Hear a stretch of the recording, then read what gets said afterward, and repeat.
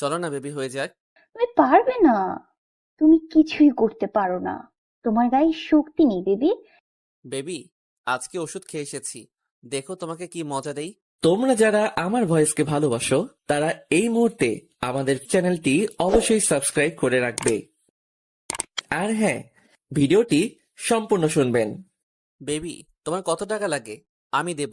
Baby, আমার অনেক টাকা লাগবে। বেবি, তুমি আমাকে টাকাগুলো দিয়ে দাও প্লিজ। চলো না বেবি, হয়ে যাক। চলো না, আমরা পার্সোনাল কাজগুলো সেরে ফেলি। আমি তো তোমাকে টাকা দেব, তাই না? তুমি কিছুই করতে পারো না। তোমার গায়ে শক্তি নেই বেবি। তুমি পারবে না।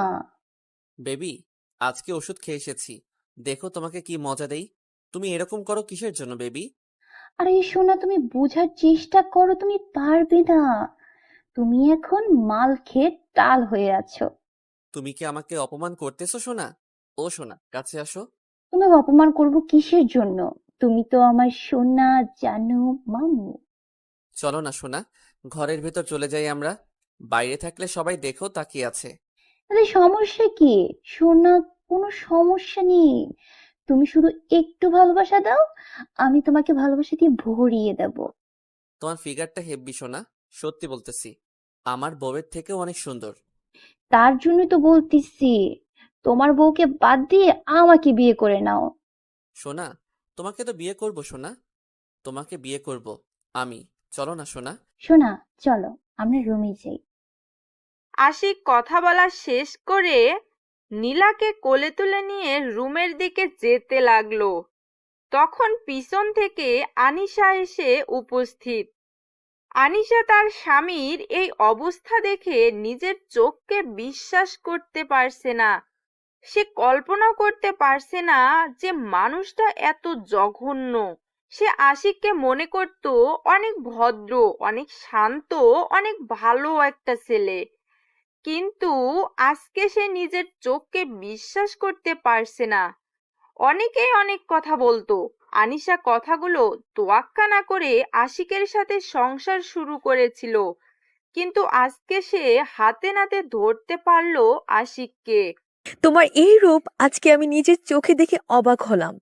তুমি যে এতটা জঘন্য মানুষ আমি কখনো কল্পনা করতে পারিনি।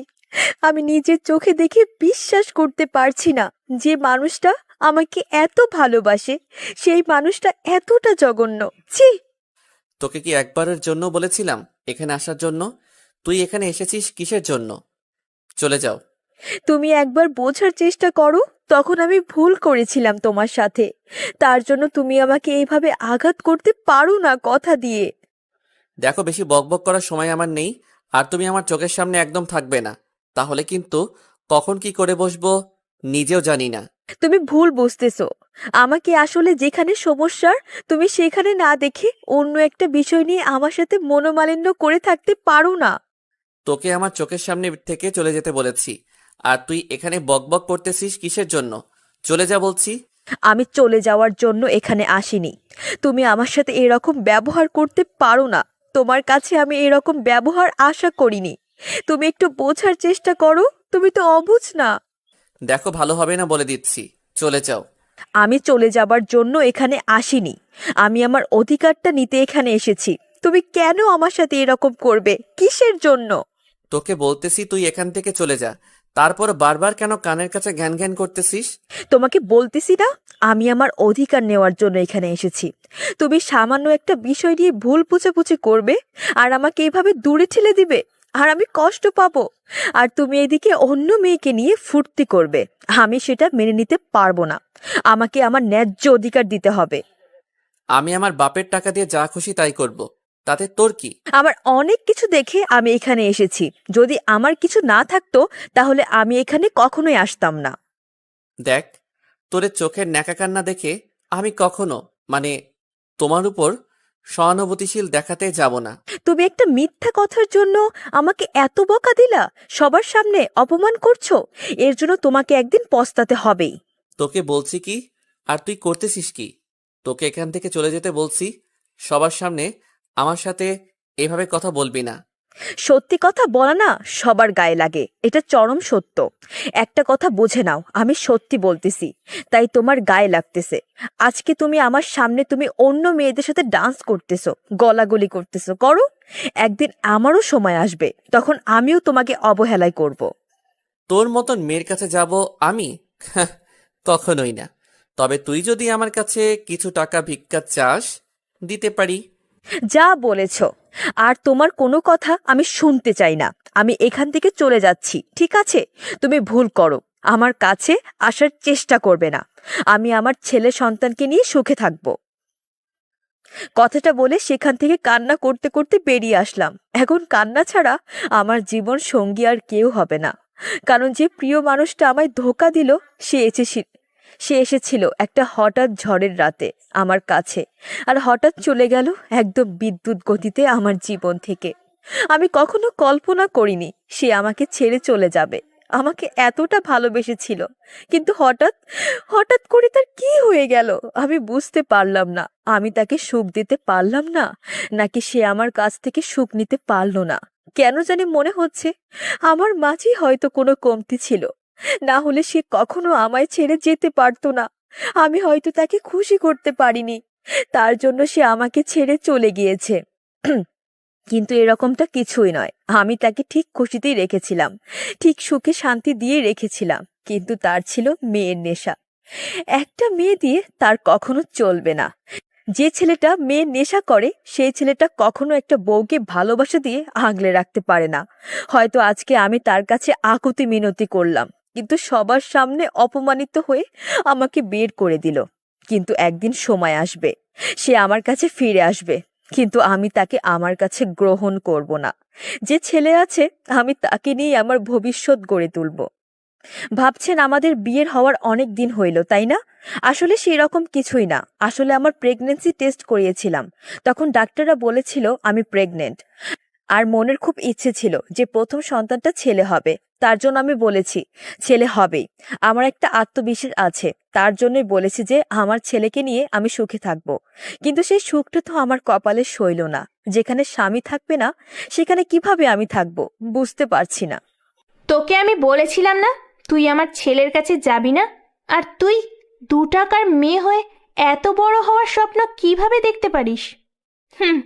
ভেবেছিলি যে আমার ছেলেকে পটিয়ে নিবি আর সম্পত্তির মালিক হয়ে যাবি, তাই না? দেখেন আম্মু, সেরকম কিছু ছিল না। আমি শুধু আমার ভালোবাসার মানুষটাকে চেয়েছিলাম, আমি কখনো কোনো সম্পত্তির দিকে তাকাইনি। আমি ভালো করেই জানি কে কিরকম। তোর মুখ দেখলেই বোঝা যায় তুই সম্পত্তির লোভে আমার ছেলেকে বিয়ে করেছিস ফাঁদে ফেলে। আম্মু, আপনি আমাকে ভুল বুঝছেন। প্লিজ আমাকে এই মিথ্যা অপবাদটা দিবেন না। আপনার সন্তান আমাকে আজ দূর করে দিচ্ছে, আর আপনিও আমাকে এইভাবে বলছেন। যাই হোক, আমার ছেলের তাহলে বুদ্ধি ফিরে এসেছে। তাকে কত করে বলেছিলাম যে তোর মতো একটা মেয়েকে কেন সে বাসায় রেখেছে, শেষ পর্যন্ত আপদ বিদায় করে দিয়েছে। আম্মু দেখেন, আমিও তো আপনার একটা মেয়ের মতো, তাই না? যদি আপনার ছেলে না হয় মেয়ে হতো, তাহলে তো সে আর আজকে আমার মতোই হইতো, তাই না? সে তো গরিব ঘরে জন্ম নিত না, সে তো আমার মেয়ে হতো, তাই না? বড় লোকের মেয়ে। আর সে তো দেখতে অনেক সুন্দর হতো, তোর মতো একটা কালসাপ হতো না। আম্মু, আপনি আমাকে এত পরিমাণে ঘৃণা করেন আমি কখনো বুঝতে পারিনি। আমি তো আপনার কোনো ক্ষতি করিনি। আপনি যখন যেটা বলেছেন আমি তো মাথা পেতে নিয়েছি, সেটাই। আপনার সব কাজ করে দিয়েছি, তারপর আপনার মনটা আমি পেলাম না। এখন আমি তোর মুখ দেখতে পাচ্ছি না। এখন ঘরের কাজ যেগুলো আছে সব কমপ্লিট কর। তারপর আমার কিছু কাপড় আছে, সেগুলো পরিষ্কার কর। তারপর ঘরগুলো ভালোভাবে পরিষ্কার কর। তারপর কি করবি? বাকি কাজগুলো করবি। আমি এখন ঘুমোতে যাচ্ছি। আনিসা আর কোনো কিছু বলতে পারলো না লজ্জায়। তার উপর তার স্বামী আজকে যে ব্যবহার করলো সবার সামনে, সে ভেবেছিল তার শাশুড়ি আম্মু তাকে হয়তো একটু সান্ত্বনা দিয়ে বাসায় থাকতে বলবে, কিন্তু তিনি যেটা বলে গেলেন তাতে তো বাসায় থাকা কোনোভাবেই সম্ভব না। তাকে তাহলে এখানেই তিলে তিলে মরতে হবে। তার পেটে সন্তান আসবে, তাকে কিছু করে খাওয়াতে পারবে না। আনিশা মনে মনে ভাবতে লাগলো, সে যদি এখন এখান থেকে গ্রামের বাসায় চলে যায় তাহলে তাকে নিয়ে তো সবাই হাসি ঠাট্টা করবে। এখান থেকে গ্রামের বাসায় যাওয়া যাবে না, কারণ গ্রামের মানুষকে সে বড় মুখ করে বলে এসেছে এখন সে বড়লোক বাড়ির বউ। গ্রামের মানুষরা বড়লোকদের সম্মান কি পরিমাণ করে সেটা বলার বাহিরে। এখন যদি আমি কোনো মতে গ্রামে যাই এবং গ্রামের মানুষ কোনো মতে জানতে পারে বিষয়টা, তাহলে আনিশার আব্বু আম্মুর মুখে চুনকালি লেগে যাবে। এটা কখনোই হতে পারে না। আনিশা তারপর শোরুমে গিয়ে তার প্রয়োজনীয় জিনিসপত্র নিয়ে বাসা থেকে বেরিয়ে পড়ল, কারণ এই সময় বাসায় কেউ নেই। তার শাশুড়ি আম্মা গেল ঘুরতে, আর তার স্বামী তো এখন পার্টি নিয়ে ব্যস্ত। আজকে আমি বাসা থেকে সেই মেয়েটাকে তাড়িয়ে দেওয়ার ব্যবস্থা করব। এই জঘন্য মেয়েটাকে আমি কখনোই আর সোসাইটিতে মেইনটেইন করতে পারবো না। গ্রামের খ্যাতমার্কা একটা মেয়ে। মেয়েটা হতে পারে গ্রামের, হতে পারে, কিন্তু তার মাঝে অনেক গুণ আছে যেটা তুমি উপলব্ধি করতে পারো না। আমার মুখের উপর কথা বলা বন্ধ করে নিজের মুখটা বন্ধ রাখো। আমি যেটা করতে চাই আমাকে সেটাই করতে দিবা। দেখো, এই মেয়েটা আমাদের ছেলেকে কন্ট্রোলে রাখতে পারবে, না হলে তুমি কখনোই আমাদের ছেলেকে কন্ট্রোলে আনতে পারবে না, কারণ মেয়েটার ধৈর্য আছে। আমি আমার ছেলের জন্য আধুনিক মেয়ে খুঁজে আনবো ঘরে। এইরকম বেদের মেয়ে জ্যোৎস্না দিয়ে কি করব আমি? আমার সোসাইটিতে খাপ খাওয়াতে পারবো না, তাই আমি আমার ছেলের জন্য একটা আধুনিক বউ লাগবে। যে মেয়েরা রাতে বাইরে যাবে, এই ক্লাবে গিয়ে পার্টি করবে, ওই ক্লাবে গিয়ে নাইট পার্টি করবে, সেই রকম বউ তোমার দরকার, তাই না? এখনকার যুগে এসব স্বাভাবিক। তুমি এসব নিয়ে তর্ক করা বাদ দাও তো। আমার সাথে এখন চুপচাপ গাড়ি চালাও তো। তারপর কালাম সাহেব শিল্পার সাথে কোনো কথা না বলে চুপচাপ গাড়ি ড্রাইভ করতে লাগলো। আর এদিকে আনিশা বাসা থেকে বেরিয়ে কোন দিকে যাবে ভেবে পাচ্ছে না। তার উপর শুধু একটাই উদ্দেশ্য, সে যে কোনো প্রকারে এই জলসাখানা থেকে বেরিয়ে যেতে চায়। কোন দিকে যাবে কোনো গাড়ি না দেখতে পেয়ে সে রাস্তার এক সাইডে হেলে দুলে হাঁটতে লাগলো। সন্ধ্যা পেরিয়ে রাত ঘনিয়ে আসতে লাগলো। সে হাঁটতে হাঁটতে অনেক দূরে এসেছে। সামনে একটা বাস দেখতে পেয়ে চুপি চুপি বাসের এক কর্নারে গিয়ে গুটিসুটি মেরে বসে পড়লো। যেদিকে যায় যাবে, সে সেখানে নেমে যেদিকে দুচোখ যাবে সেদিকে চলে যাবে। তাও এরকম জল্লাদ মার্কা এলাকায় সে থাকতে চায় না, না যেখানে তার কোনো মূল্য নেই। সে এতদিন পড়েছিল শুধু মূল্যহীন হয়ে, যার জন্য তার শাশুড়ির অত্যাচার সহ্য করেছে, সেই মানুষটাই তো এখন তার না। সে তো এখন অন্য মেয়ের দেহর মধ্যে নিজের সুখটা খুঁজে নিতে চাচ্ছে। থাকুক না সে তার মতো। আনিশা এটাকে স্বপ্ন ভেবে হয়তো ভুলে যাওয়ার চেষ্টা করবে। ভুলে যাওয়া সহজ নয়, কিন্তু চেষ্টা তো করতেই হবে। সত্যি সোনা, অনেক মজা পাইছি। সোনা, তোমার টেস্ট হেভি। শোনা, আমি অনেক মজা পাইছি। তোমার এই মজা দেওয়ার প্রক্রিয়াটা অনেক ভালো ছিল। চলো, আজকে তোমাকে আমার বাসায় নিয়ে যাব।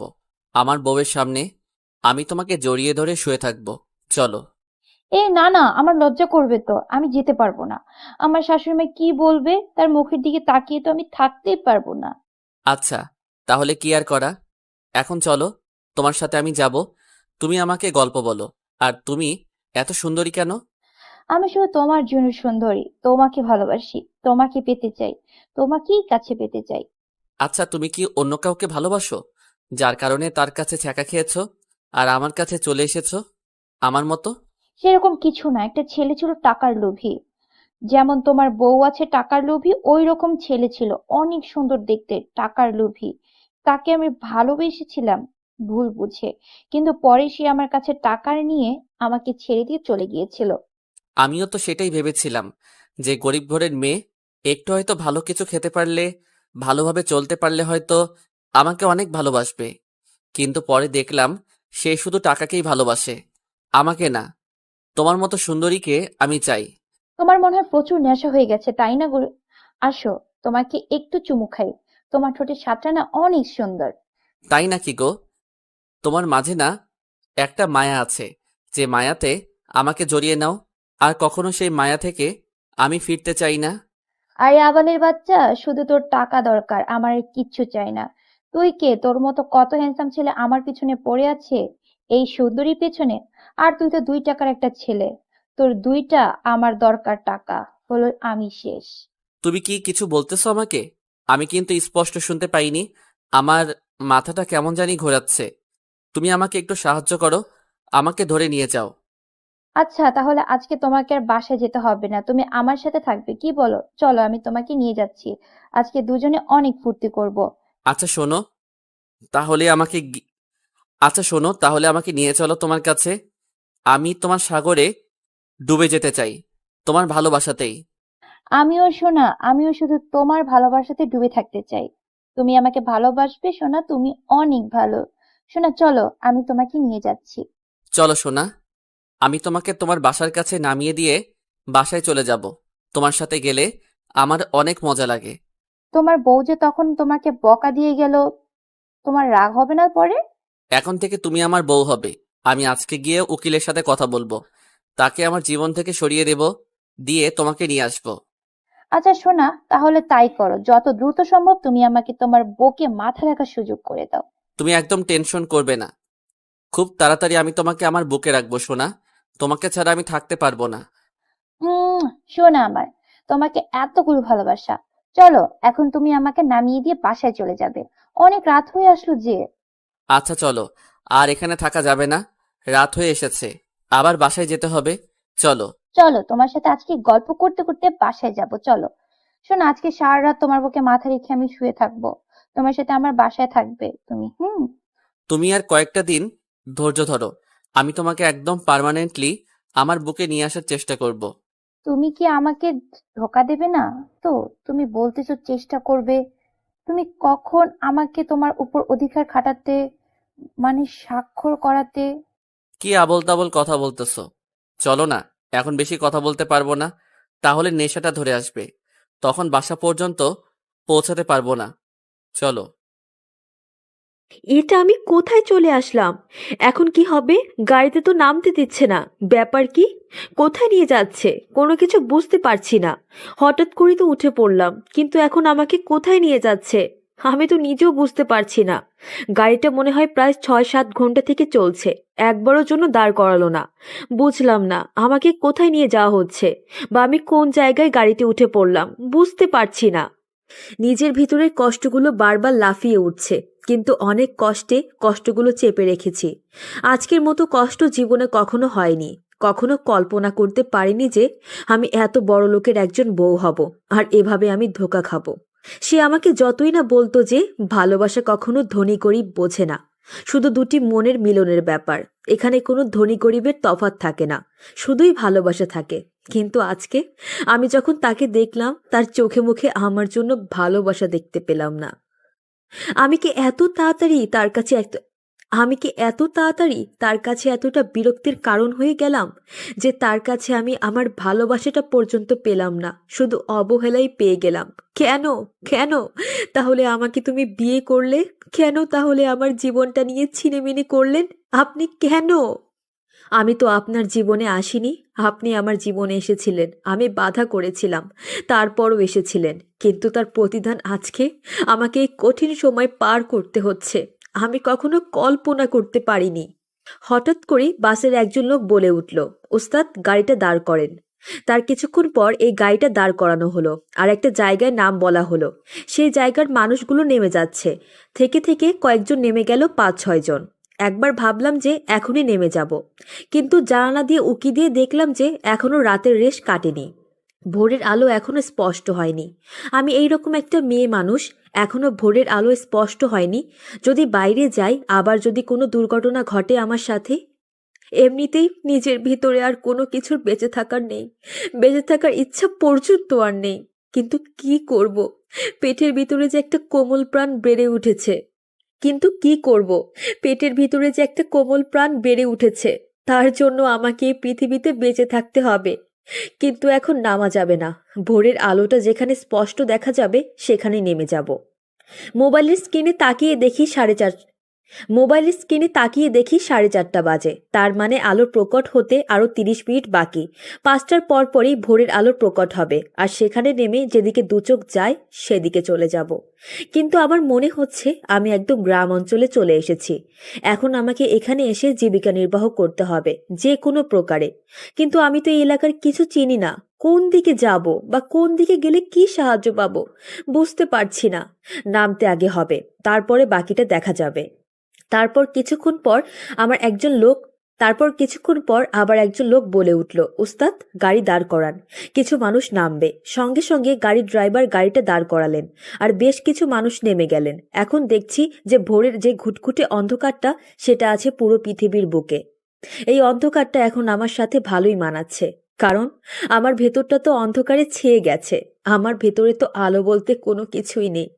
বেঁচে থাকার যে স্বপ্ন দেখেছিলাম, যার হাত ধরে বেঁচে থাকতে চেয়েছিলাম সারাটা জীবন, যার সাথে সুখ দুঃখের গল্প করতে চেয়েছিলাম, সেই মানুষটি তো আমাকে।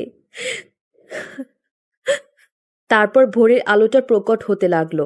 আস্তে আস্তে পুরো পৃথিবীর বুকে আলো ছড়িয়ে পড়তে লাগলো। আর তখনই গাড়ির লোকটা আবার বলে উঠল যে এখানেই নাকি কিছু মানুষ নামবে। আমিও স্থির করলাম আমি এখানে নেমে যাব, আর সামনে যাব না। বাস থেকে নেমে এসে চারদিকে তাকিয়ে দেখলাম কোনো কিছু সুবিধার মনে হচ্ছে না। এখানকার লোকগুলো শুধু আমার দিকে তাকিয়ে আছে। দেখলাম পাশ থেকে কয়েকটা মহিলা নামলো।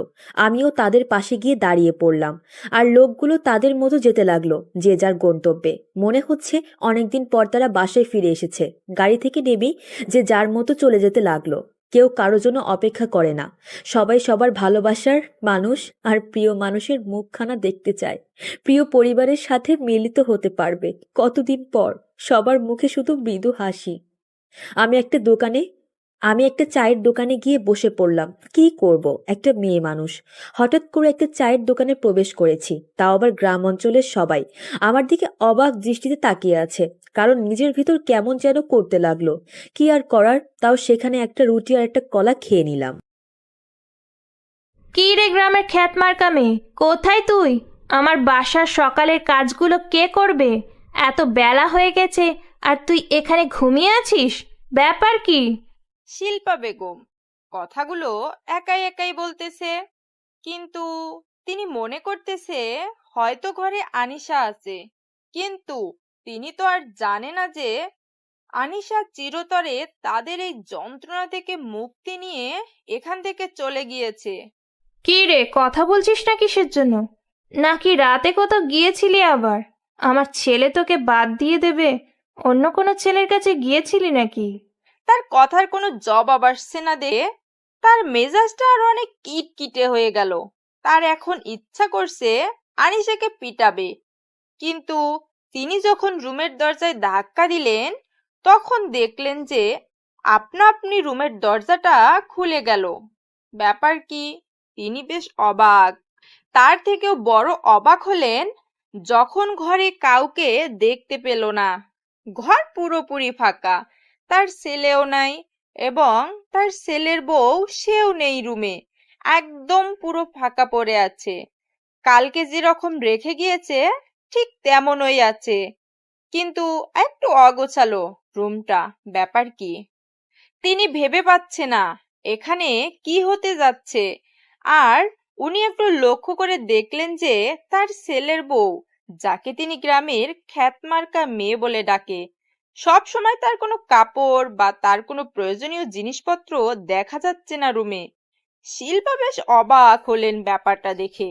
কোথায় তুমি? বেরিয়ে আসো, দেখো কি কাণ্ড হয়ে গিয়েছে বাসার ভিতরে।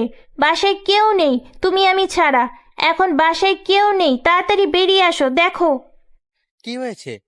তোমরা এত সকালে চিল্লাচিল্লি করতেছো কিসের জন্য? ব্যাপার কি? সারা রাত কাজ করছি। তোমার ছেলের বউ কেউ রুমের ভিতরে নেই। রুমের ভেতর থেকে দরজা বন্ধ করা থাকবে, সেটাও নেই। আমি যখন রুমে গেলাম আর রুমের ভেতরটা কেমন যেন অগোছালো লাগতেছিল। তুমি এত অস্থির হচ্ছ কিসের জন্য? তারা হয়তো কোথাও ঘুরতে গিয়েছে সকাল মুহূর্তে উপভোগ করার জন্য। তুমি সব সময় রোমান্টিক মুডে থাকতে চাও, তাই না? তোমার এত রোমান্টিক মুড আসে কোথা থেকে? আমি টেনশনে মরে যাচ্ছি। এত টেনশন করতে হবে না, একটু পর দেখবে যে দুইজনে চলে আসছে, সমস্যা নেই। এখন চুপচাপ নিজে হাতে কাজ আছে সেগুলো শেষ করো, আর তারপর যেগুলো কাজ করতে হবে সেগুলো রেখে দাও। এখন আমাকে কাজ করতে হবে, তাই না? এখন তুমি আমাকে কাজ করতে বলছো। তাহলে তোমার ছেলের বউয়ের হয়ে যে কালকে ওকালতি করলে, কিসের জন্য? তোমরা এত কথা শোনার Repeat. তোমার এত কথা শোনার আমার সময় নেই। আমার অফিসের সময় হয়ে যাচ্ছে, তুমি সেটা ভালো করেই জানো। আর আমার কি কি লাগবে তাড়াতাড়ি এখানে এনে দাও। তুমি তো এখন আমার উপরে রাগ দেখাবে, তাই না? তুমি তো সুযোগ পাইছো না, তুমি তো রাগ দেখাবে, আমি ভালো করেই জানি। এত কথা না বলে চুপচাপ যেটা করতে বলছি সেটাই করো। এত কথা বলো কিসের জন্য? তারপর শিল্পা বেগম কালাম সাহেবের সাথে আর কোনো কথা না বলে তিনি কালাম সাহেবের প্রয়োজনীয় জিনিসগুলো এনে তার সামনে রেখে দিয়ে রাগ দেখিয়ে রুম থেকে বেরিয়ে গেল। কালাম সাহেব তার স্ত্রীর রাগ দেখে মৃদু হাসলেন, তার স্ত্রীর রাগ আরো বাড়িয়ে দিলেন। শিল্পা বেগম কালাম সাহেবের মুখে মৃদু হাসি দেখে রাগে পুরে জ্বলতে লাগলো, কিন্তু কালাম সাহেবকে কিছুই বলতে পারছে না। মনে মনে স্থির করে রাখলো, যদি আজকে সেই কালসাপিনী বাসায় আসে তাকে যে কি করবে। আর তার ছেলের এত রোমান্টিক মুড যে তার বউকে সকাল সকাল উধাও করে নিয়ে যেতে হবে বাসা থেকে। শিল্পা বেগম মনে মনে স্থির করলো, আজকে বাসায় আসলে দুজনকেই গণহারে পিটাবে। সে তার এত সাহস কিভাবে এভাবে সকাল সকাল বাসা থেকে বেরিয়ে যাওয়া, তাদেরকে দেখে নেবে সে।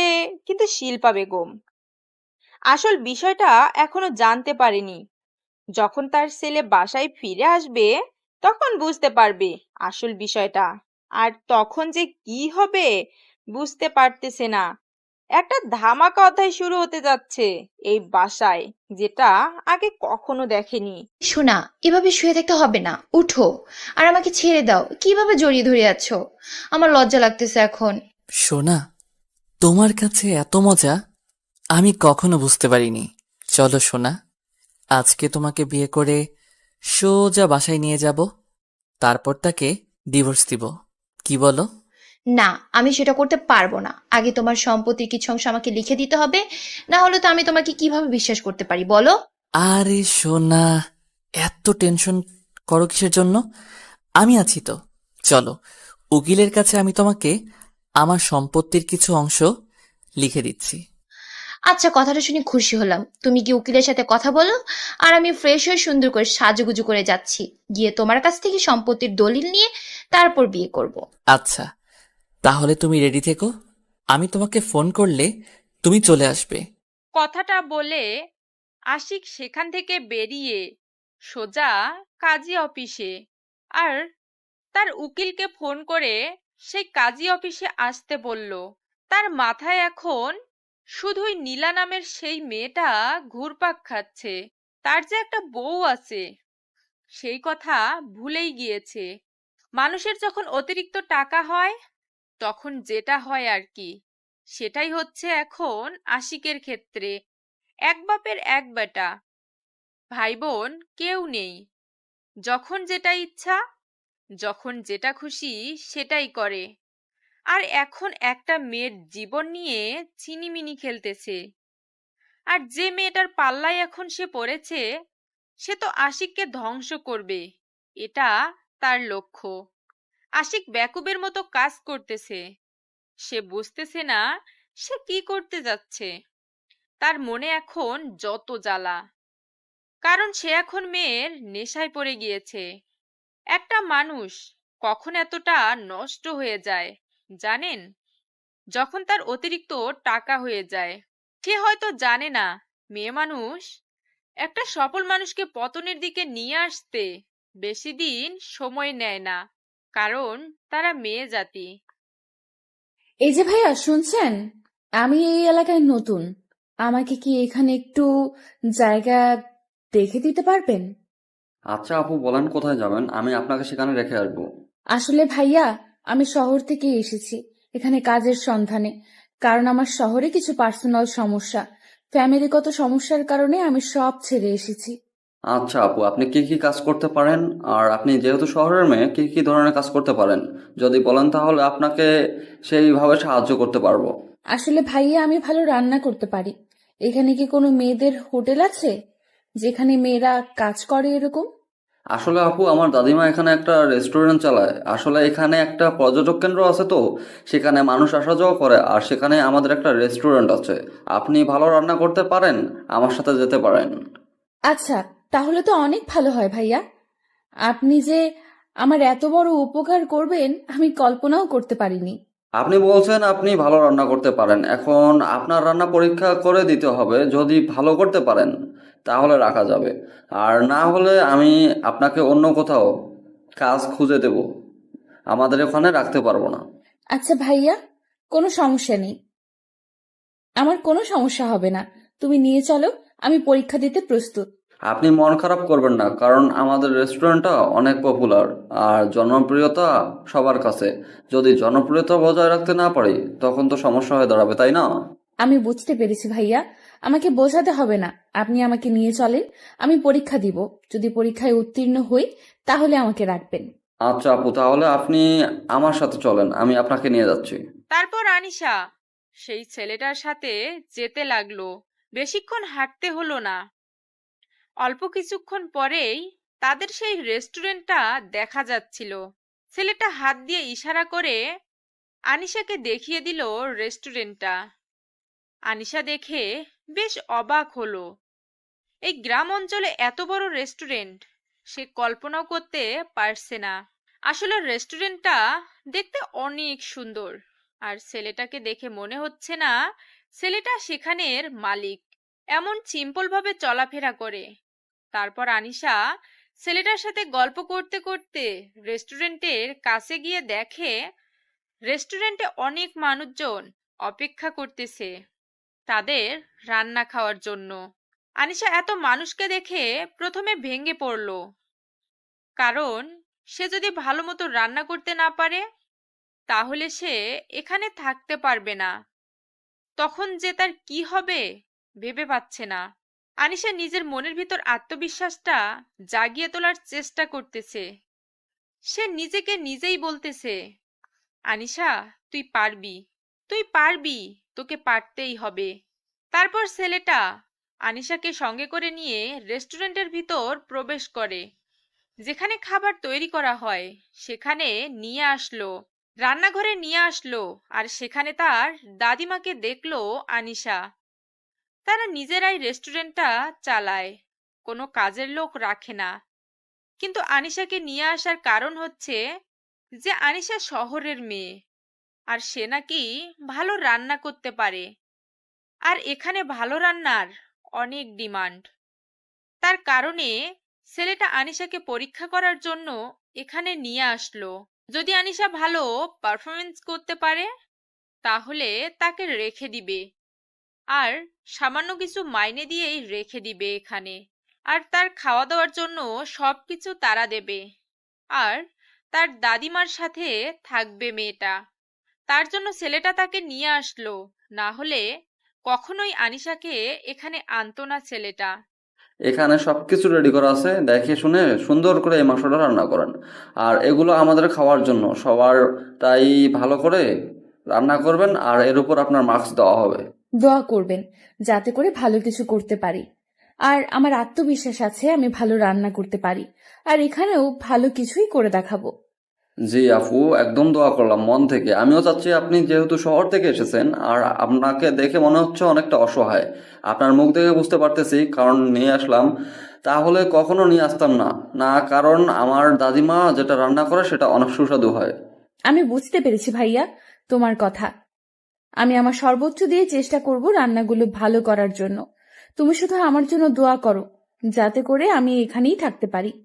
আচ্ছা তাহলে রান্না করেন, আর যদি কিছু লাগে তাহলে আমাকে বলতে পারেন, আমি নিয়ে এসে দিচ্ছি।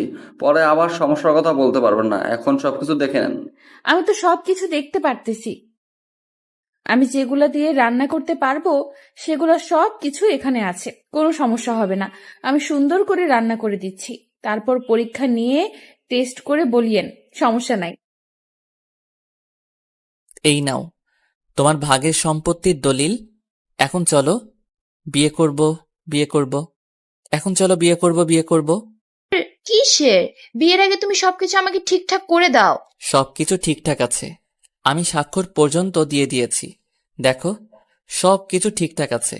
এখন থেকে এই সম্পত্তির মালিক শুধু তুমি, এখানে কেউ হাত লাগাতে পারবে না। আচ্ছা, তাহলে আমি তোকে বিয়ে করব কিসের জন্য? তুই কোথাকার আবাল? কি বলতেছো? মাথা ঠিক আছে? তুমি আমাকে ধোকা দিচ্ছ? এটা ঠিক না। তুমি কিন্তু কথা দিয়েছো আমাকে। কথা দিয়েছি সেটা ঠিক আছে, এখন কথা রাখতে পারবো না, কারণ তুই তো কালকে আমাকে সারা রাত খেয়েছিস। দেখো, তুমি এরকম করতে পারো না আমার সাথে। তুমি আমার সাথে ধোকাবাজি করতে পারো না। তুমি আমাকে নিয়ে খেলতে পারো না। যে ছেলের ঘরে এত সুন্দর বউ রেখে আমার পেছনে লেগে থাকতে পারে, আমি কোন বিশ্বাসে তোর ঘরে বউ হবো বল? এরকমটা কিন্তু কথা ছিল না। আমি শুধু তোমাকে ভালোবেসেছিলাম। তুমি আমার সাথে এরকমটা করতে পারো না। মাত্র 2 দিনের পরিচয় আমাদের, তাতে তুই আমাকে ভালোবেসেছিলে? তোর যে ঘরে বউ রেখে আসছিস সেটা তো আমি দেখেছি, তাই না? তোর বউটা কিন্তু অনেক সুন্দর, হেব্বি আমার থেকেও। দেখো, তোমার কথা মতো আমি সব কিছু দিয়ে দিয়েছি। এখন তুমি তোমার কথা রাখবে। আমার সাথে তুমি বেইমানি করতে পারো না। তুমিও বেইমান, আমি না বেইমান, সমান সমান, কেউ কাউকে তো অপবাদ দিতে পারে না। তুমিও বেইমানি করছো আমার সাথে, আমিও তোমার সাথে করলাম, ঝামেলা শেষ। এখন তুমি তোমার রাস্তায়, আমি আমার রাস্তায়। তাহলে তুমি আমার সম্পত্তি আমাকে ফিরিয়ে দাও, না হলে আমি পথের ফকির হয়ে যাব। তুমি আমার সম্পত্তি আমাকে দিয়ে দাও বলছি। তোর মতো বেইমান পথের ফকির হওয়া উচিত, যে বউকে বিশ্বাস করতে পারে না। তুমি এসব কি আবোল তাবোল কথা বলতেছো? তুমি তুমি না দেখলে মেয়েটা টাকার লোভী, আর এখন তো দেখতেছি তুমিও। আমি মেয়েটার বিষয়ে সব খবর নিয়েছি, বুঝছিস? তোকে আর বলতে হবে না মেয়েটা কিরকম, কতটা সহজ সরল। তুই তাকে কিভাবে ব্যবহার করিস আমি ভালো করে খোঁজ খবর নিয়ে দেখেছি, আমাকে বলতে হবে না। কথাটা বলে নীলা সম্পত্তির পেপারটা হাতে নিয়ে চলে গেল আর আশিককে বলে গেল সে যেটা সম্পত্তির মালিক, এখন যা পায় সবকিছু বুঝে নিবে পরশুদিনের মধ্যেই। এখন সে এখান থেকে চলে যাচ্ছে। আর আশিককে বলে গেল আর যেন ভুল করেও তার পিছনে না যায়, তাহলে কিন্তু তার লাশ আর ফেরত আসবে না। আশিক কি করবে না করবে ভেবে পাচ্ছে না, একদম দিশাহারা হয়ে যাচ্ছে। কি করলো সে ভেবে পাচ্ছে না। তার অর্ধেক সম্পত্তি সেখানে ছিল, সে ভেবেছিল তারা থাকা মানে তারও সেখানে অধিকার থাকবে। তারা তো এক হচ্ছে, তাহলে সমস্যা কোথায়? নামে থাকলেই চলবে, এটা ভেবে অর্ধেক সম্পত্তি লিখে দিয়েছে, তাও আবার যেগুলো টপ বিজনেসে আছে এখন সেগুলো। আশিক ভেবে পাচ্ছে না তার এখন কি করা উচিত। তার মাথায় মনে হচ্ছে আকাশ ভেঙে পড়েছে। সে এখন কি করবে না করবে ভেবে পাচ্ছে না। তার মাথা পুরোই হ্যাং।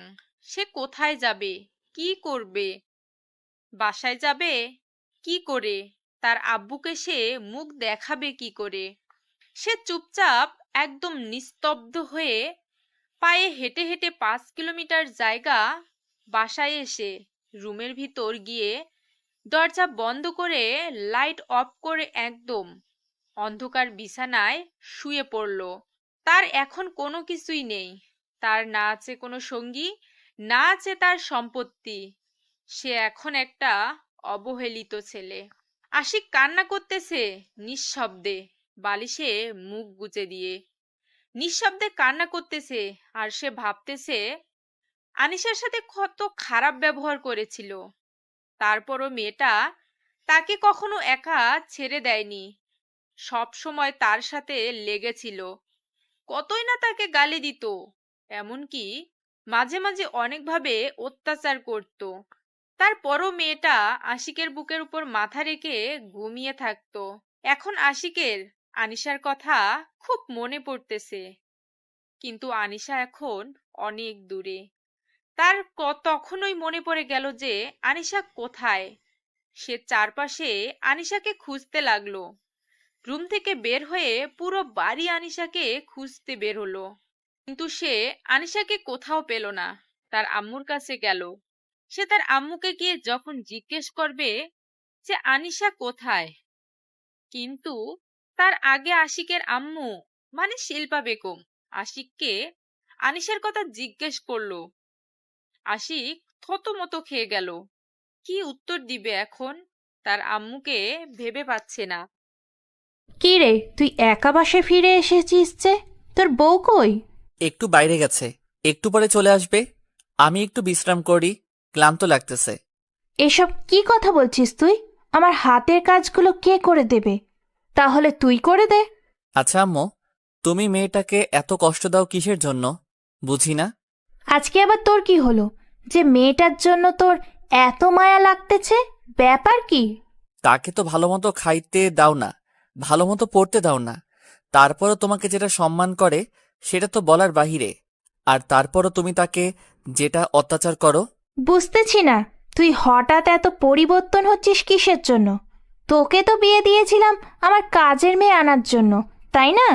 তোমার অত্যাচার আর আমার অত্যাচার সহ্য করতে না পেরে মেয়েটা বাসা ছেড়ে চলে গিয়েছে। চলে গিয়েছে ভালোই হয়েছে, মেয়েটাকে আর সহ্য হচ্ছে না। গ্রামের ক্ষেতমার্কা মেয়ে, কিছুই বোঝে না, হুদাই কথা বলে। তুমি ঠিক বলছো, গ্রামের খ্যাতমার্কা মেয়ে কিছুই বোঝে না, সব কথা সহ্য করে, তারপরও সবকিছু করে দেয়। আজকে তোর কি হয়েছে বুঝতেছি না তো। হঠাৎ করে তুই মেয়েটার পক্ষপাতিত্ব করছিস কিসের জন্য?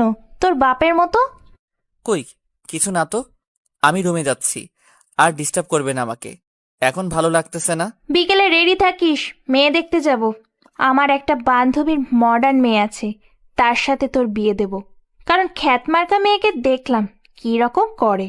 এবার মডার্ন মেয়ের সাথেই তোর বিয়ে দেব। আমি বিয়ে করতেছি না, আমি তো এখন বিবাহিত ছেলে, তাই না? আর আমার বউকে তো ডিভোর্স দেইনি যে অন্য একটা মেয়েকে বিয়ে করে আনবো। তোর মাথা ঠিক আছে? কি আবল তাবল কথাবার্তা বলতেছিস বুঝতেছি না তো। হঠাৎ করে তোর এত পরিবর্তন কিসের জন্য শুনি? তোমার মাথা ঠিক নেই, যার জন্য তুমি এসব আবল তাবল কথা বলতেছো।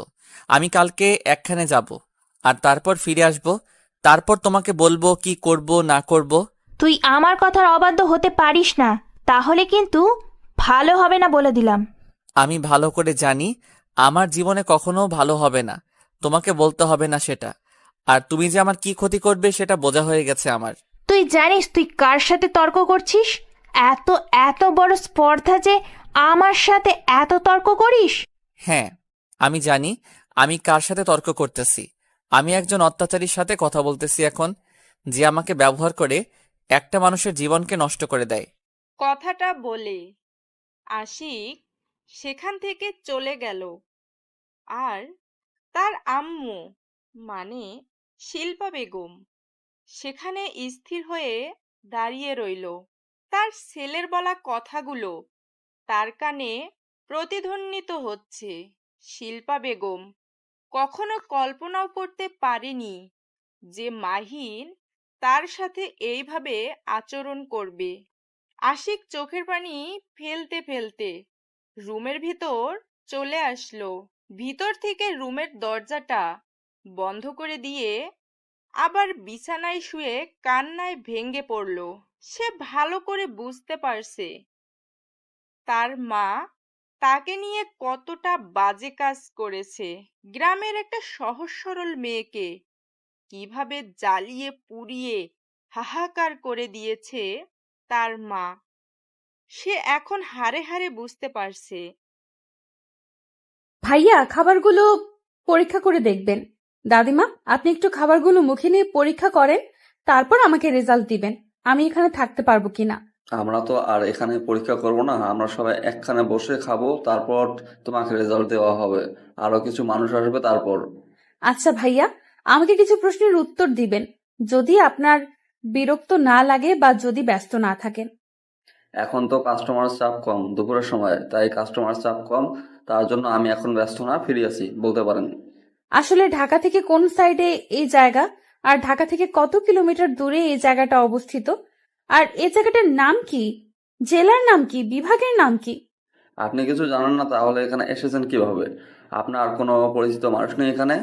একটা মানুষ যখন সবকিছু ছেড়ে দিয়ে নিঃস্ব হয়ে সবকিছু ছেড়ে দিয়ে একা একা পথ চলা শুরু করে দেয়, জানো তুমি? হয়তো আমি কিছু বুঝতে পারবো না, কিন্তু আপনাকে দেখে মনে হচ্ছে আপনার ভিতরে অনেক কষ্ট, যন্ত্রণা আপনি সহ্য করতে পারতেছেন না। কারণ আপনাকে আমি লক্ষ্য করেছি, আপনি যখন রান্না করতেছিলেন তখন অনেক কান্না করতেছিলেন। আচ্ছা, তাহলে এখন আমি একটু এখানে বসে থাকতে পারি? আপনার যখন খুশি তখন এগুলো পরীক্ষা করে আমাকে জানাবেন। আমাদের ভিতরে একটা বিশ্রাম করার মতো রুম আছে, আপনি সেখানে গিয়ে বিশ্রাম নেন, আমি আপনাকে পরে ডেকে নেব। ধন্যবাদ ভাইয়া। তাহলে আমাকে একটু রুমটা দেখিয়ে দেন, আমি কি একটু বিশ্রাম করব? আমার একটু ক্লান্ত লাগতেছে তো। আচ্ছা, আপনি কিছু নাস্তা করে নেন, তাহলে ক্লান্ত দূর হয়ে যাবে। না হলে এই অবস্থায় যদি শুয়ে থাকেন তাহলে আরো ক্লান্ত হয়ে যাবেন। থাক, লাগবে না, এখন কিছু খেতে ইচ্ছে করতেছে না, মাথা ঘুরতেছে, জার্নি করে এসেছি তো তাই। আপনাকে অনেক কষ্ট দিয়ে ফেলেছি, এত দূর জার্নি করে এসেছেন, তার উপর এতগুলো রান্না করলেন, হয়তো অনেক কষ্ট লাগতেছে আপনার। আমি এমন পরিস্থিতি থেকে বেরিয়ে এসেছি, এসব আমার কাছে কোনো কিছুই মনে হচ্ছে না। আপনার জীবনে এত কষ্ট আমি বুঝতে পারিনি, আপনাকে দেখে মনে হয় না আপনার ভিতরে এত চাপা কষ্ট আছে। তারপর আনিশা আর কোনো কথা বলে না। ছেলেটাকে ইশারা করে রুমটা দেখিয়ে দিতে বলল। ছেলেটা একটু হাতের ইশারা করে রুমটা দেখিয়ে দিল। আনিশা রুম থেকে ভিতরে চলে আসলো। এসে দেখে রুমটা অনেক পরিপাটি করে গোছানো। রুমের দরজাটা বন্ধ করে দিল। তারপর চুপচাপ বিছানার উপর শুয়ে পড়ল। আর তার তখন সবকিছু মনে পড়তে লাগলো আস্তে আস্তে। এই সময় যদি বাসায় থাকতো তাহলে আশিক তাকে এদিক থেকে এসে ডিস্টার্ব করতে, ওই দিক থেকে এসে ডিস্টার্ব করতো, চুল ধরে টান দিত। সেই সময়গুলো আনিশা এখন খুব মিস করতেছে। তার খুব কষ্ট হচ্ছে সেই মুহূর্তগুলো উপভোগ করতে না পারার জন্য। তখন বিরক্ত লাগলো, কিন্তু এখন খুব মিস করতেছে। মুহূর্তগুলো খুব কষ্টই হচ্ছে। আশিক যতই খারাপ হোক, যখন তাকে ভালোবাসতো মন থেকেই, তার চোখ থেকে ভালোবাসাটাই স্পষ্ট দেখা যেত। কিন্তু আশিকের মাঝে মাঝে কি যেন হয়ে যেত। তখন আশিক আনিশার সাথে অনেক খারাপ ব্যবহার করত, এমনকি অনেক অত্যাচার করত। কিন্তু যখন সে একটু সুস্থ মস্তিষ্কে থাকতো, তখন সে আনিশাকে কি পরিমাণ ভালোবাসতো সেটা বলে বোঝাতে পারবে না। কথাগুলো ভাবতে ভাবতে আনিশা আনমনে কথা বলতে শুরু করলো আশিককে। কেন তুমি আমার সাথে এরকম করলে? কিসের জন্য? আমি কি ভুল করেছিলাম? আমার জীবনটা নিয়ে ছিনিমিনি কেন করলে তুমি? তুমি আমাকে এত কষ্ট দিতে, এত যন্ত্রণা দিতে, তাও তো আমি তোমাকে ভালোবেসেছিলাম। তোমার সব সহ্য করে নিয়ে তোমাকে শুধু ভালোই বাসতাম আমি। আমি তো কখনো তোমার কাছ থেকে কোনো কিছু আবদার করি না, আমি শুধু তোমার কাছ থেকে ভালোবাসাটাই চাইতাম। কিন্তু তুমি মাঝে মাঝে কেন আমার সাথে এরকম করতে? যখন তো তুমি ভালো থাকতে তখন আমাকে ভালোবাসায় ভরিয়ে দিতে। তুমি এমন সময় আমাকে তোমার জীবন থেকে তাড়িয়ে দিলে যে সময়টা স্বামীকে সবচেয়ে বেশি কাছে থাকা প্রয়োজন। আমি তোমার সন্তানের মা হতে যাচ্ছি, কিন্তু এই সময়টা আমি তোমাকে কাছে পাবো না। আমি জানি না বেঁচে থাকতে পারবো কিনা, সর্বোচ্চ চেষ্টা করব বেঁচে থাকার। যদি মরে যাই তাহলে আমাকে মাফ করে দিও। জানি না তোমার সাথে আর কখনো দেখা হবে কিনা। আমি চাই না তোমার সাথে দেখা করতে। আমি চাই না তোমার কাছে গিয়ে আমার সন্তানের জীবনটা নরক যন্ত্রণায় ফেলে দিতে। আমি চাই আমার সন্তানকে নিয়ে আমি এখানেই সুখে থাকবো, যদি এখানে থাকতে পারতাম। আর থাকতে না পারলে হয়তো আরো কোথাও আমাকে কাজের সন্ধানে ঘুরতে হবে। আর যদি আমার ভাগ্যটা ভালো থাকে তাহলে তো আমি এখানে থাকতে পারবো, কারণ রান্নাটা আমার মনে হচ্ছে যে অনেক সুস্বাদু হবে, কারণ আমি আমার সর্বোচ্চ দিয়ে রান্না করেছি। আমার ভাগ্যে যেটা আছে আমার সাথে সেটাই হবে। দোয়া করি তুমি সুখে থাকবে, শান্তিতে থাকবে। হয়তো আমাকে ভুলে গিয়েছো, কিন্তু আমি তোমাকে তো ভুলতে পারবো না। কথাগুলো নিজেই একা একা বলতেছিলাম, তখনই দেখলাম যে বাইরে থেকে কেউ দরজাতে ধাক্কাধাক্কি করতেছিল। তারপর বিছানা ছেড়ে উঠে গিয়ে দরজাটা খুলে দেখি ছেলেটা দাঁড়িয়ে আছে। ছেলেটার নাম পর্যন্ত জানি না এখনো আমি। ভাইয়া, কি হয়েছে? কোনো সমস্যা? রান্না কি পরীক্ষা করেছেন আমার? আসলে আফু, আপনার রান্নাটা পরীক্ষা করা হয়নি, সবাই উপস্থিত, সবাই আপনাকে দেখতে যাচ্ছে তো, তার জন্য আর কি আপনাকে বললাম। আচ্ছা ভাইয়া, তার আগে আমাকে বলো তো, সেখানে কে কে উপস্থিত আছে? মানে তোমাদের কি মুরব্বি? আসলে আমি একটা কথা বলি, আপনাকে যখন আমি পেয়েছিলাম তখন আমি আমার আব্বুকে জানিয়েছিলাম, তিনি আপনার খাবারটা পরীক্ষা করার জন্য এসেছে, আর আমার আম্মু এসেছে তার সাথে, সমস্যা নেই। আচ্ছা ভাইয়া, তাহলে তুমি গিয়ে তাদের সাথে একটু কথা বলো, আমি একটু পর যাচ্ছি। মানে বুঝতেই পারতেছো, মুরব্বিরা এসেছে, তাদের সামনে একটু সুন্দরভাবে যেতে হবে। আচ্ছা আপু, তাহলে কোনো সমস্যা নেই, আপনি সময় নিয়ে আসেন, আমি গিয়ে আব্বু আম্মুকে কথা বলতেছি ব্যবসার কথা। তুমি যে আমার জন্য এত কিছু করতেছো, তোমাকে যে কি বলে ধন্যবাদ দেবো ভেবে পাচ্ছি না। আরে আপু, সমস্যা নেই, আপনি রেডি হয়ে বাইরে চলে আসেন। আচ্ছা, আমি বাইরে যাচ্ছি, তুমি গিয়ে অল্প কিছুক্ষণ অপেক্ষা করো, আমি চলে যাচ্ছি। হয়তো আমার দেওয়া কষ্টগুলো তাকে এখন ক্ষত বিক্ষত করে দিচ্ছে। হয়তো তার এখন আমার কথা মনে পড়তেছে, আর সে ভাবছে আমি অন্য মেয়েকে নিয়ে ফুর্তি করতেছি। সে আমাকে বলেছিল সে যে কোনো পরিস্থিতিতে আমার সাথে থাকবে, কিন্তু আমার যে অত্যাচারগুলো ছিল সেগুলো ছিল অন্য লেভেলের। আমি তাকে নিজের অজান্তেই ইচ্ছাকৃতভাবেই অত্যাচার করেছি। ভেবেছিলাম টাকা আছে, মেয়ের অভাব নেই, কিন্তু মেয়েরা যে এতভাবে ধোঁকা দিতে পারে আমি কখনো কল্পনা করতে পারিনি। আজকে যদি এই পরিস্থিতির শিকার না হতাম, আমি কখনো রিয়ালাইজ করতে পারতাম না। হয়তো তার ভালোবাসাটা এখন আমি অনুভব করতে পারবো তিলে তিলে, কারণ সে এখন চলে গিয়েছে। কারণ একটা মানুষ কখনো কোনো ভালোবাসা কাছে থাকলে সেই ভালোবাসার মূল্য দিতে পারে না। যখন সেই ভালোবাসার বস্তুটা বা ভালোবাসার মানুষটা দূরে চলে যায়, তখন বোঝা যায় সেই ভালোবাসার মূল্যটা কি, আর সেই ভালোবাসা ছাড়া থাকা যে কি কষ্টকর। জানি না এখন তুমি কোথায় আছো, কিন্তু যেখানেই থাকো ভালো থেকো, আর আমি তোমাকে খুব তাড়াতাড়ি খুঁজে বের করব। তুমি এই দেশের যে কোনো প্রান্তেই থাকো না কেন, আমি তোমাকে সেখান থেকে খুঁজে আনবো আমার আবার বুকে। তুমি যদি ভেবে থাকো আমি তোমার খোঁজ করব না, তাহলে সেটা ভুল ভাবতেছো। আমি তোমাকে খুঁজবো, কারণ আমি বুঝতে পেরেছি তুমি আমার কতটা জুড়ে আছো। ভালোবাসি প্রিয়, খুব ভালোবাসি। খুব তাড়াতাড়ি তোমাকে খুঁজে বের করব। তুমি কোথায় থাকো, কি করো, আমি কিচ্ছু জানি না, আমি শুধু তোমাকে চাই। আমি যে কোনো প্রকারে আমি তোমাকে চাই। তোমাকে ছাড়া আমি কখনোই বেঁচে থাকতে পারবো না। ভাইয়া, আমি এখানে একটা কাজের সন্ধানে এসেছিলাম। এখানে আমার একটা প্রজেক্টের কাজ চলতেছে। আমি এখানে ভালো হোটেল কোথায় পাবো থাকার মতো? আসলে ভাইয়া, আমি একটা হোটেলের মালিক, আর সেখানে আগে থাকার ব্যবস্থা ছিল না, এখন আমরা সেটাকে দোতলা করে উপরে থাকার ব্যবস্থা করছি। আপনি চাইলে আমার সাথে আসতে পারেন। তাহলে তো ভালোই হলো, আমাকে আর এত কষ্ট করতে হবে না। আচ্ছা ভাইয়া, তাহলে আপনি আমার সাথে আসতে পারেন, এখান থেকে 5 মিনিটের রাস্তা। তোমার ছেলে আমাকে এত পরিমাণ জ্বালাতন করছে, আর সহ্য হচ্ছে না। কিছু একটা করো তুমি। এটা কি ধরনের অসভ্যতামি? এরকম করতেছো কিসের জন্য? শান্ত হয়ে থাকো, আমি কাজ করতেছি, দেখতেছো না? আমি বাইরে যাবো, আমি ঘুরতে যাবো, আমাকে ঘুরতে নিয়ে যাও না, তুমি পচাও। তোমাকে বলছি না, কালকে বন্ধ থাকবে, তখন সবাই মিলে ঘুরতে যাব। আর সবাই তোমাকে এই কথা বলে নাই? আমি এখন যাব, আমাকে এক্ষুনি নিয়ে যেতে হবে, না হলে কিন্তু কান্না করবো। তুমি কিন্তু এখন অভদ্র হয়ে যাচ্ছ। এটা আমি তোমাকে শিখাইনি, বোঝাই নাই। আমার মুখের উপর তর্ক করার সাহস তোমাকে আমি কখনো দেইনি। আবির তার আম্মুর কথা শুনে একদম চুপ হয়ে গেল। সে ভালো করেই জানে তার আম্মু তাকে যেটা বলে সেটা ভালোর জন্যেই বলে, আর তার আম্মু তাকে সব সময় অনেক আদর করে। সে যেটা আবদার করে সেটাই এনে দেয়। তাই আবির চুপ হয়ে গেল। ভদ্রতার সহিত চুপচাপ আবার দাদিমার কোলে চলে গেল। আনিশা নিশ্চিন্তেই আবার কাজে মনোযোগ দিল, কারণ তার এখন আর কোনো টেনশন হবে না। তার ছেলে যখন একবার কথা শুনেছে, সারাদিন সেই কথা পালন করবে। কিন্তু মাঝে মাঝে একটু ঝামেলা করে, ছোট বাচ্চা তো, তাই।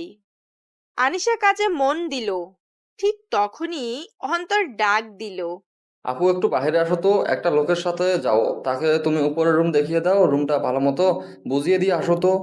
ভাইয়া, আমি এখন যেতে পারবো না, কারণ রান্না বসিয়েছি আর তোমার ছোট আব্বু কান্না করতেছে। আমাকে একটু সুযোগ দাও। আচ্ছা আপু, তাহলে তুমি তোমার কাজ করো, আমি উপরে কাজ করে দিতেছি। আচ্ছা ভাইয়া, তাহলে আমি রান্নাটা শেষ করতেছি। আচ্ছা আপু, তোমাকে আর কিছু বলতে হবে না, আমি বুঝতে পেরেছি। এখন এত চাপ নেওয়ার কোনো দরকার নেই, তুমি আস্তে আস্তে রান্নার কাজটা শেষ করো। এখন লোকজন একটু কম হবে। আচ্ছা, আর যে মানুষটা এসেছে তিনি কি এখানে দুপুরে খাবে নাকি বাইরে থেকে খেয়ে এসেছে? আনিশার কথা শুনে আশিকের মনে কেমন জানি একটা চেনা কণ্ঠ উকি দিতে লাগলো। আশিকের মনের ভিতরে সেই মেয়েটার চিরচেনা কণ্ঠটা আবার ভেসে উঠল। এই মেয়েটার কথা শুনে আশিকের একটু সন্দেহ হতে লাগলো, কিন্তু কাউকে কিছু বলতে পারছে না। আসলে এখন কাকে কি বলবে, তাই সে চুপচাপ রইল আর মনের ভিতর কথাটা রেখে দিল, প্রকাশ করলো না। আচ্ছা ভাইয়া, আপনার সাথে কথা বলবো। সেই মেয়েটা আপনার কি হয়? আমার আপু হয়, কোনো সমস্যা? তার সাথে কি দেখা করবেন? ডাকবো? না না, দেখতে হবে না। ডাকবেন কিসের জন্য? আমি এমনিতে জিজ্ঞেস করলাম যে কি হয়, এর থেকে বেশি কিছু না। আর তাছাড়া আমার একটু ক্লান্ত লাগতেছে তো। আর তাকে বলে রাখবেন যে আমি তাকে আর তাকে বলে রাখবেন যে আমি দুপুর এখানে খাবো। বাইরে কোনো কিছু খেয়ে আসিনি, একটু কষ্ট করে উপরের জন্য খাবারটা দিয়ে আসে। আমাদের দায়িত্ব এটা, আমাদের কাছে এটাই পালন করতে হবে। আপনার কোনো সমস্যা হলে আমাদের জানাবেন, আমরা তাৎক্ষণিকভাবে আপনার উপকার করার চেষ্টা করব। আচ্ছা ভাইয়া, তাহলে এখন আমি উপরে যাচ্ছি। আপনি শুধু আমাকে রুমটা দেখিয়ে দিয়ে আসেন, বাকি কাজগুলো আমি করে নিতে পারবো, সমস্যা হবে না আমার। তারপর আশিককে অন্তর তার রুম দেখিয়ে দিয়ে নিচে নেমে আসলো। এসে দেখে যে তার ছোট আব্বু, মানে আনিশা আর আশিকের যে ছেলেটা আছে তাকে অন্তর সব সময় ছোট আব্বু বলে ডাকে, তার কাছে চলে গেল এবং তাকে কোলে তুলে নিয়ে আনিশার কাছে চলে আসলো। অন্তর আনিশার সাথে কোনো কথা না বলে চুপচাপ সেখানে দাঁড়িয়ে আনিশার রান্নার প্রতিভা দেখতে লাগলো। কারণ আনিশার রান্নার যে এইরকম একটা গুণ আছে সে কখনো কল্পনাও করতে পারেনি।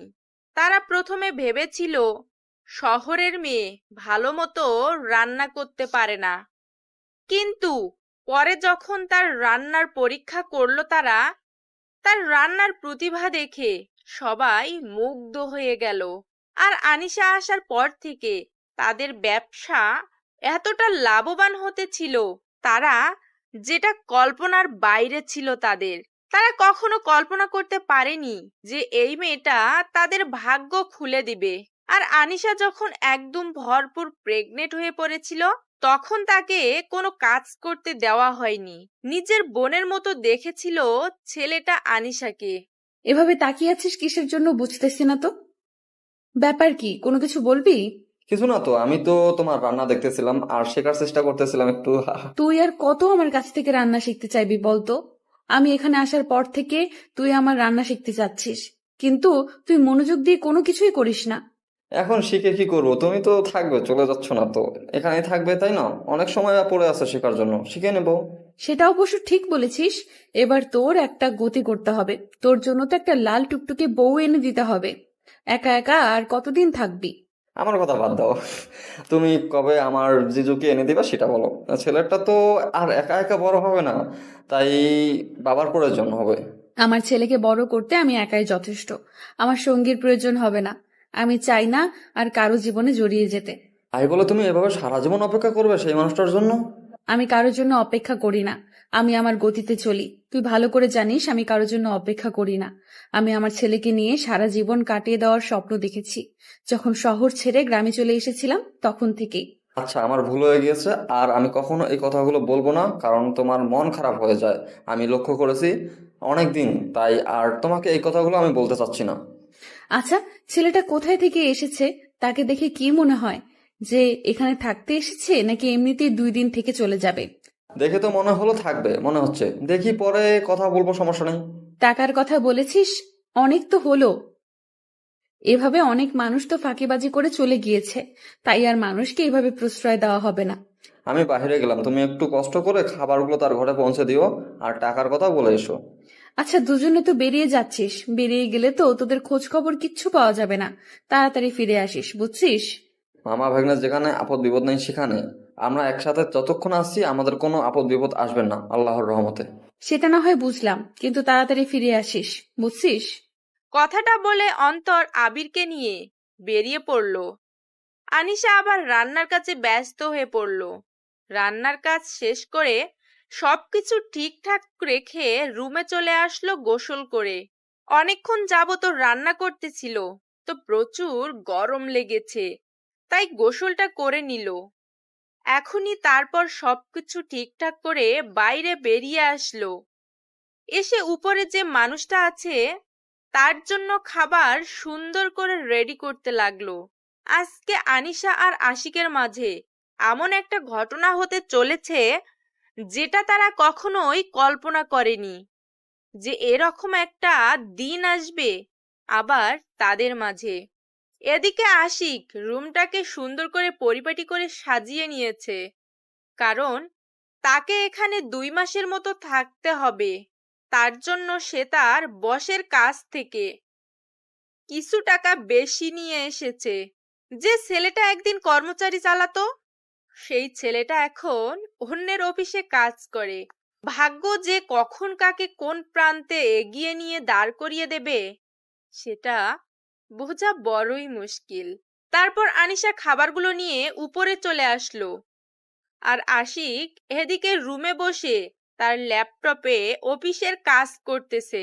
আশিক কাজ করতেছিল, তখনই আনিশা বাইরে থেকে এসে কলিং বেলটা বাজিয়ে দিল। আশিক তার ল্যাপটপ রেখে দরজা খোলার জন্য এগিয়ে আসতে লাগলো। তারপর আশিকের রুমের দরজাটা খুলে দিয়ে মাথা নিচু করে রয়েছে, তাই সামনে থাকা মানুষটা কাছে থেকে না দেখেই খাবারগুলো হাতে নিয়ে নিল। আর এদিকে আনিশা, সেও মাথা নিচু করে আছে, কোনো কথা বলতেছে না, খাবার প্লেট এগিয়ে দিয়ে দাঁড়িয়ে আছে। আপনি কি এখানে থাকবেন নাকি 2 দিনের ভেতর চলে যাবেন? যদি 2-1 দিনের ভেতরে চলে যান তাহলে যে টাকাটা হয় সেটা এখন অগ্রিম দিতে হবে। আনিশার কথা শুনে আশিক চোখ তুলে সামনের দিকে তাকিয়ে যে মানুষটাকে দেখতে পেল, সে কল্পনা করতে পারেনি যে এইভাবে তার এই প্রিয় মুখটা সে দেখতে পারবে। আনিশার এই রকম অবস্থা আশিক কখনো কল্পনা করতে পারেনি যে সেই মানুষটার সাথে আবার দেখা হবে। তুমি এখানে কাজ করতেছো? আপনার কোথাও ভুল হচ্ছে মনে হয়। আর আপনি কি বলতেছেন আবোল তাবোল? আমি আপনাকে টাকার কথা বলতেছি। আমাকে চিনেও না, না চেনার ভান করতেছো, এটা কিন্তু ঠিক না। কতদিন পর তোমার দেখা পেলাম আর তুমি আমার সাথে এরকম ব্যবহার করতেছো? আজীব কথা বলেছেন আপনি। আমি আপনাকে চিনি না, না চেনার ভান করব কিসের জন্য? আপনাকে তো আমি কখনো দেখিইনি। দেখো আনিসা, আমি তখন ভুল করেছিলাম, আমার ভুলের প্রায়শ্চিত্ত হয়েছে। আমি তোমাকে পুরো বাংলাদেশে খুঁজতেছি। আপনার কোথাও ভুল হচ্ছে। আপনি প্লিজ যদি আমার প্রশ্নের উত্তরটা দিয়ে দেন তাহলে খুব ভালো হয়। তুমি কেন আমার সাথে এরকম করতেছো? কেন আমাকে দেখেও না দেখার ভান করতেছো? কেন আমাকে চিনেও না চেনার ভান করতেছো? আমার সাথে এত রাগ তোমার? আমার ফালতু কথা বলার সময় নেই। আমি এখানে কাজ করি, আমাকে সময় অনুযায়ী সব কাজ করতে হয়, তাই আমার কাছে সময় একটা মূল্যবান সম্পদ। দেখো, তুমি আমাকে ভুল বুঝতেছো, প্লিজ ক্ষমা করে দাও না। আর তুমি আমাকে চিনেও না চেনার ভান করতেছো, বুকে আসো না প্লিজ। আনিশার অনেক ইচ্ছা করতেছে আশিককে জড়িয়ে ধরে তার বুকের যত যন্ত্রণা আছে, যত চাওয়া আছে সব মিটিয়ে নিতে, কিন্তু সে কখনোই এটা করবে না। আর আনিশার ভিতরটা পুড়ে যাচ্ছে, হাহাকার করতেছে। আজকে সামনে পেয়ে তাকে বুকে নিতে পারছে না, কোনো এক দ্বিধার কারণে। সে মনে মনে নিজেকে তৈরি করতেছে, সে মনে মনে অনেক কঠোর হতেছে। সে নিজেকে নিজে বলতেছে এভাবে ভেঙে পড়লে কখনোই সে পৃথিবীতে বেঁচে থাকতে পারবে না। তাকে অনেক কঠিন কথা বলতে হবে, কঠিনের থেকেও কঠিন। তে কথা না বলে কোথায় যাচ্ছ? আমার সাথে তোমাকে কথা বলতে হবে, আর আমার প্রশ্নের উত্তর তোমাকে দিতেই হবে। আমি কারো কথা শুনতে বাধ্য না, আর আপনাকে যেটা বলেছি সেটার উত্তর দেন। আপনি কি এখানে থাকবেন নাকি চলে যাবেন 2-1 দিনের মধ্যে? এই নাও তোমার টাকা, আর এখন আমার কথার উত্তর দাও তুমি, না হলে কিন্তু কি করব ভেবে পাচ্ছি না। এভাবে কথা বললে কিন্তু এখান থেকে জীবিত ফিরে যেতে পারবে না। বুঝতে পারতেছেন? এখানেই মেরে গুম করে দেব। তুমি কেন আমার সাথে এরকম করতেছো? আমি কি ক্ষমা পাওয়ার যোগ্য না? আমাকে কি ক্ষমা করা যায় না? আপনি আজব কথাবার্তা বলতেছেন। কারণ হচ্ছে যে আমি আপনাকে যেহেতু চিনিই না, তাহলে আপনার কিসের উত্তর দেব আমি বুঝি না। দেখো, মাথা গরম করাবে না কিন্তু। এতদিন তোমাকে খুঁজেছি, পাইনি, আর আজকে পেয়েছি। আর আজকে তুমি নাটক শুরু করে দিয়েছো। ক্ষমা করবে কিনা সেটা বলো। আপনি কিন্তু একটু বাড়াবাড়ি করতেছেন। এটা কিন্তু কখনোই ঠিক না। আপনি আমার সাথে এরকম বাড়াবাড়ি করতে পারেন না, যেহেতু আমি আপনাকে চিনি না। তুমি আমার সাথে এরকম ব্যবহার করতে পারো না। তুমি এখানে দাঁড়িয়ে আমার সাথে কথা বলবে। চলে যাচ্ছ কিসের জন্য শুনি? ভুল করেও আমার পেছনে পেছনে আসবেন না, তাহলে কিন্তু খবর খারাপ হবে বলে দিলাম। এখান থেকে বেঁচে ফিরতে পারবেন না। প্লিজ আমাকে মাফ করে দাও, না হলে আমি বাঁচতে পারবো না। প্লিজ আমাকে মাফ করে দাও। আমি বুঝতে পেরেছি তোমাকে ছাড়া থাকা আমার কতটা কষ্টকর। কেন আপনি আমার সাথে এরকম ব্যবহার করতেছেন? বলতেছি তো আমি আপনাকে চিনি না, তারপরও কেন আপনি আমার সাথে এরকম জোর জবরদস্তি করতেছেন বুঝি না। আমি বুঝতে পেরেছি তোমাকে ছাড়া আমার চলবে না। কখনো তুমি জানো এই 4টা বছর আমি বুঝতে পেরেছি তোমাকে ছাড়া আমার চলবে না কখনো। তুমি জানো এই 4টা বছর আমার কিভাবে কেটেছে?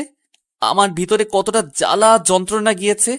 প্রতিটা দিন, প্রতিটা রাত আমি তোমাকে পুরো বাংলাদেশ তন্ন তন্ন করে খুঁজেছি। আমার যত পরিচিত মানুষ ছিল সবাইকে তোমার ছবি সেন্ড করেছি, শুধু তোমাকে খুঁজে পাওয়ার জন্য। কিন্তু তোমার খোঁজ পাইনি আমি। এত তাড়াতাড়ি আমাকে পাওয়ার জন্য এত আকুলতা কিসের জন্য? আমি তো গ্রামের খ্যাত মার্কা একটা মেয়ে, আর আপনার মায়ের কাছে একজন কাজের মেয়ে। আপনার কাছে শুধু একজন ভোগ্যপণ্য।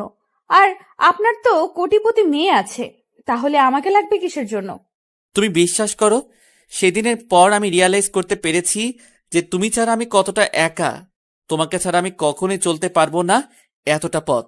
এতদিন যেহেতু চলতে পেরেছেন, তাহলে এখনো চলতে পারবেন, কোনো সমস্যা হবে না। আমাকে আমার মতো থাকতে দেন, আর আপনি আপনার মতো এখানে কাউকে বলবেন না যে আপনি আমার সেই অতীত। তুমি এরকম করতেছো কিসের জন্য? চলো না ফিরে যাই আমরা আমাদের আগের বাসায়, আগের ঠিকানায়। তুমি কেন আমাকে এভাবে অবহেলা করতেছো? আমি বুঝতে পারতেছি না। তোমাকে তখন আমি ধোকা দিয়েছি, তোমাকে কষ্ট দিয়েছি, তোমাকে অত্যাচার করেছি, তোমাকে নানা ধরনের কটু কথা বলেছি। সেটা কখনো সম্ভব না। আমি কখনো আপনার জীবনে আর ফিরে যেতে পারবো না। আমার পক্ষে সম্ভব না। আমাকে মাফ করবেন। তুমি কেন বুঝতে পারতেছো না? আমি সত্যি তোমাকে ভালোবাসি। তোমাকে ছাড়া আমি আর চলতে পারবো না। এতদিন যে আমি কি কষ্টটা পেয়েছি, আজকে তোমাকে দেখার পর জানো আমার বুকে কি একটা শান্তি বিরাজ করতেছে। আমি বলতেছি আপনি আমার পেছনে আর কখনোই আসবেন না। এখন থেকে আমাদের আর কখনো কথা হবে না, এখানেই শেষ। কি বলতেছো এসব কথা? আমি বুঝতেছি না। আমি তোমাকে ছাড়া থাকতে পারবো না। প্লিজ তুমি আমাকে মাফ করে দাও। প্লিজ প্লিজ প্লিজ, আমি তোমার হাতে ধরে বলতেছি, তাও তুমি আমাকে মাফ করো। এখানে কিন্তু সিন ক্রিয়েট করতেছেন আপনি। যে কেউ দেখে ফেললে আমার মান সম্মান চলে যাবে। এখানে সম্মানী ব্যক্তি একজন আমি। সবাই তো আমাদের পরিচয়টা জানে না, তার জন্য হয়তো এরকম ভাববে, কিন্তু আমাদের তো যায় আসে না, তাই না? আমরা স্বামী স্ত্রী। কিসের স্বামী স্ত্রী? আমরা কোনো সময় স্বামী স্ত্রী না। আপনি আমার সাথে কোনো কথা বলবেন না। এখান থেকে চলে যান বলছি। আর যদি থাকতে চান তাহলে আপনি আপনার মতো থাকেন, আর আমার মতো আমাকে থাকতে দেন। আমাকে এখন ডিস্টার্ব করবেন না। আপু, তুমি এখানে কি করতেছো? আর এই মানুষটাকে কি চেনো? নাকি তোমাদের কথা কিছু শুনলাম তাতে মনে হচ্ছে তোমরা একে অপরকে চেনো? সেরকম কিছু না, আমরা এমনিতেই কথা বলতেছিলাম টাকার বিষয় নিয়ে। আর সেখান থেকে এমনিতেই একটু কথা বলতেছিলাম, তার থেকে অন্য কিছু না। আর তুই ওকে এখানে নিয়ে এসেছিস কিসের জন্য? কান্না করতেছিল, তোমার কাছে নাকি যাবে, তার জন্য নিয়ে আসলাম। আর তুমি এখানে কি করো? নিজের কাছে আসো, একটু অপরিচিত মানুষের সাথে।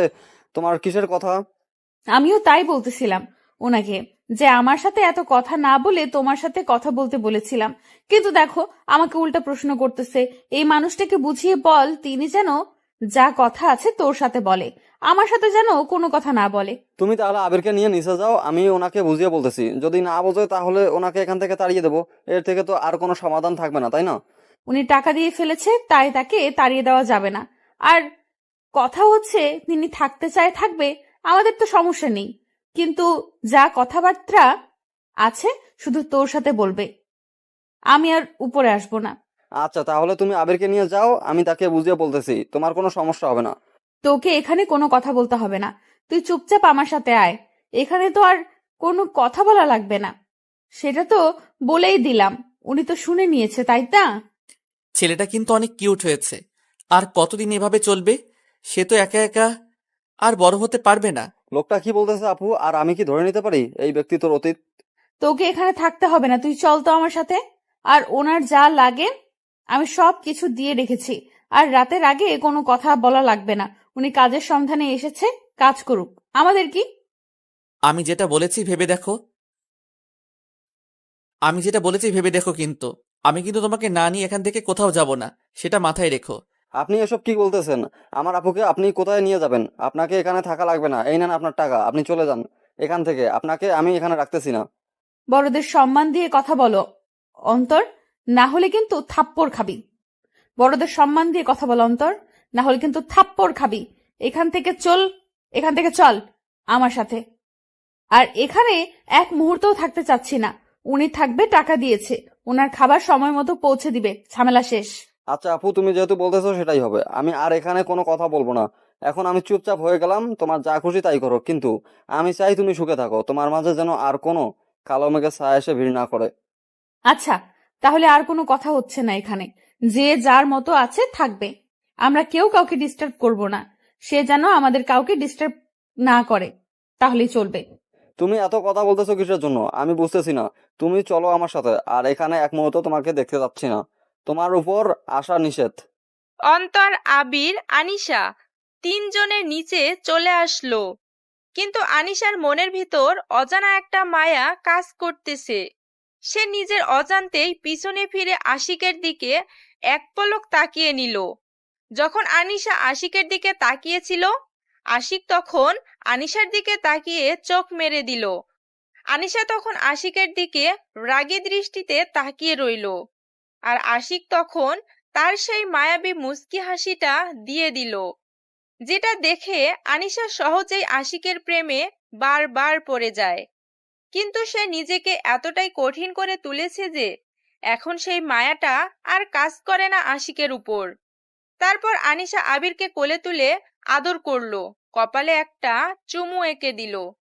আর আশিক সেটা দেখে রাগে ফুঁসতে লাগলো, কারণ তার ছেলে তার সামনে থেকে চলে যাচ্ছে, কিন্তু সে কাছে নেওয়ার মতো সাহস পাচ্ছে না, কারণ সে তো একটা অপরাধী, তার অপরাধের ক্ষমা হয় না। সে যে ভুলগুলো করেছে সেটা কখনোই ক্ষমা পাওয়ার মতো না, কারণ যখন সে প্রেগনেন্ট ছিল তখন তো আশিক তাকে দূর দূর করে তাড়িয়ে দিয়েছিল তার বাসা থেকে। একটা মেয়ের যখন স্বামীকে সব থেকে বেশি কাছে থাকা প্রয়োজন, তখনই তো আশিক তাকে দূরে ঠেলে দিয়েছিল। কিন্তু আশিক মনে মনে ভাবতেছে সে এরকম ভুল আর কখনো করবে না। সেটা ভেবে মুচকি হাসি দিয়ে সে রুমের ভিতর চলে আসলো, আবার ফোনটা হাতে নিল। হ্যালো আব্বু, আমি তোমার বৌমাকে খুঁজে পেয়েছি। আজকের দীর্ঘ 4 বছর পর তুমি আয়োজন করা শুরু করে দাও, আমি খুব শীঘ্রই তোমার বৌমাকে নিয়ে যাচ্ছি। কি বলতেছিস, সত্যি নাকি? আমার বৌমাকে তুই খুঁজে পেয়েছিস? আর তার এখন কি অবস্থা? আমি তার কাছে যাব, তুই আমাকে ঠিকানা সেন্ড কর, আমি আজকে রওনা দেব। তোমাকে এখানে আসতে হবে না, আমি খুব তাড়াতাড়ি তাকে নিয়ে বাসায় ফিরে আসব। আর তুমি টেনশন করবে না। আর তোমার একটা ফুটফুটে নাতি আছে। কি বলতেছিস তুই, সত্যি নাকি? এটা তাহলে তো আমি আর এখানে থাকছি না। তুই কোথায় আছিস? আমাকে তাড়াতাড়ি ঠিকানা সেন্ড কর, আমি এক্ষুনি রওনা দেব। আচ্ছা, আমি তোমাকে মেইল করে ঠিকানা সবকিছু পাঠিয়ে দিচ্ছি, তুমি এসে তাদেরকে একটু ম্যানেজ করো। তোমার বৌমা আমার উপর অনেক রাগ করে আছে, যার জন্য আমার সাথে কথাই বলতেছে না। তোর বাপ থাকতে তোকে এত টেনশন করতে হবে না, আমি যাচ্ছি তো, দেখবি সব ঠিকঠাক হয়ে যাবে। আর তুই তাকে নিয়ে ফিরে আসতে পারবি, আর আমি একটা খেলার সঙ্গী পেলাম। আচ্ছা আব্বু, তাহলে তোমার সাথে পরে কথা হবে। এখন আমি ফোনটা রাখতেছি, তোমার সাথে পরে কথা বলবো এই বিষয় নিয়ে। আর তোমাকে ঠিকানা সেন্ড করতেছি, তুমি চলে আসো। কি নিয়ে এত টেনশন করতেছো তুমি, বুঝতেছি না, এত সমস্যা কিসের? আমি আবার কি নিয়ে টেনশন করব? আমি তো ঠিক আছি। আর আমাকে দেখে কি মনে হচ্ছে আমি টেনশনে আছি? এখন আমাকে কাজ করতে হবে, আমাকে কাজ করতে দে। আপু দুলাভাই কিন্তু দেখতে অনেক হ্যান্ডসাম, দেখতে সত্যিই অনেক সুন্দর, তাই না? তুই যদি আর একবার আমার সামনে এমন নোংরা মানসিকতার কথা তুলেছিস তাহলে কিন্তু তোর খবর আছে বলে দিলাম। তাই সাবধানে থাকিস, আর ওই মানুষটার সাথে কোনো কথা বলবি না। তুই শুধু কাজের কথা ছাড়া অন্য কোনো আজাইরা কথা তো বলবিই না। আচ্ছা আপু, তুমি যা বলবে তাই হবে, আমি কোনো কথা বলবো না, আমি চুপচাপ থাকবো, শুধু কাজের কথাই বলবো। এখন তাহলে তুমি কাজ করো, আমি আমার আব্বুর সাথে খেলা করি।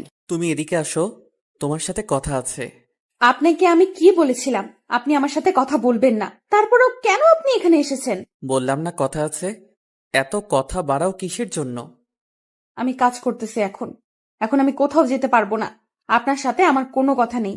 আচ্ছা, আমার সাথে তোমার কোনো কথা বলতে হবে না, আমি আমার ছেলেকে নিয়ে যাচ্ছি, পারলে তুমি আটকে দিও আমাকে। কি বললেন? আরেকবার বলুন তো শুনি। আপনাকে এখানে আমি মেরে ফেলবো তাহলে। আমার সন্তানের দিকে যদি নজর দিয়েছেন। সন্তানটা তোমার একার না, তাই না? আমি যদি এখন কোর্টে যাই তাহলে কিন্তু আমার পক্ষে রায় দেবে, তার থেকে আমি কোনো ঝামেলা করতে চাচ্ছি না। আমি চাই না আপনার সাথে কোনো ধরনের ঝামেলা বাড়াতে। আপনি শুধু আমার লাইফ থেকে সরে গেলেই হবে। আমি আপনার কাছ থেকে ক্ষমা চাচ্ছি। এখন সব তোমার হাতে, তুমি কি আমার সাথে যাবে নাকি এখানে থাকবে? যদি এখানে থাকতে চাও তাহলে আমি আমার সন্তানকে নিয়ে যাব। কেন এরকম করতেছেন?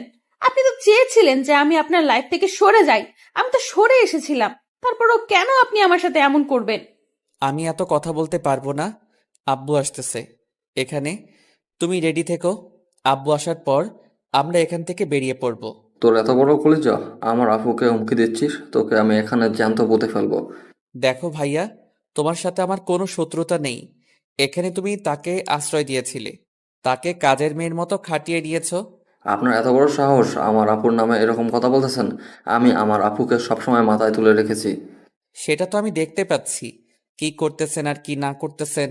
এখন কোনো কথা বলবেন না, এখানে আমাদের স্বামী স্ত্রীর মাঝখানে। কিসের স্বামী স্ত্রী? যখন আমার আপু মৃত্যু পথযাত্রী ছিল তখন কোথায় ছিল এই দাবি আপনার? তখন কোথায় ছিল এইরকম বাবা হওয়ার অধিকার? আমি তার জন্য ক্ষমা প্রার্থী, আমি সত্যি অনেক বড় অপরাধ করেছি, আমি তার সাথে অনেক বড় অন্যায় করেছি, আমি তার কাছে জোরহাত করে ক্ষমা চাইছি, তারপর সে কেন আমাকে ক্ষমা করবে না? কেন মানুষকে কি ক্ষমা করা যায় না? তার জন্য একটা মানুষের উপর চাপ প্রয়োগ করে তাকে এখান থেকে নিয়ে যেতে পারেন না। তিনি যদি যেতে চান তাহলে যাবে, আর যদি যেতে না চায় আপনার বাপেরও খাটাম নেই আপুকে এখান থেকে নিয়ে যাওয়া।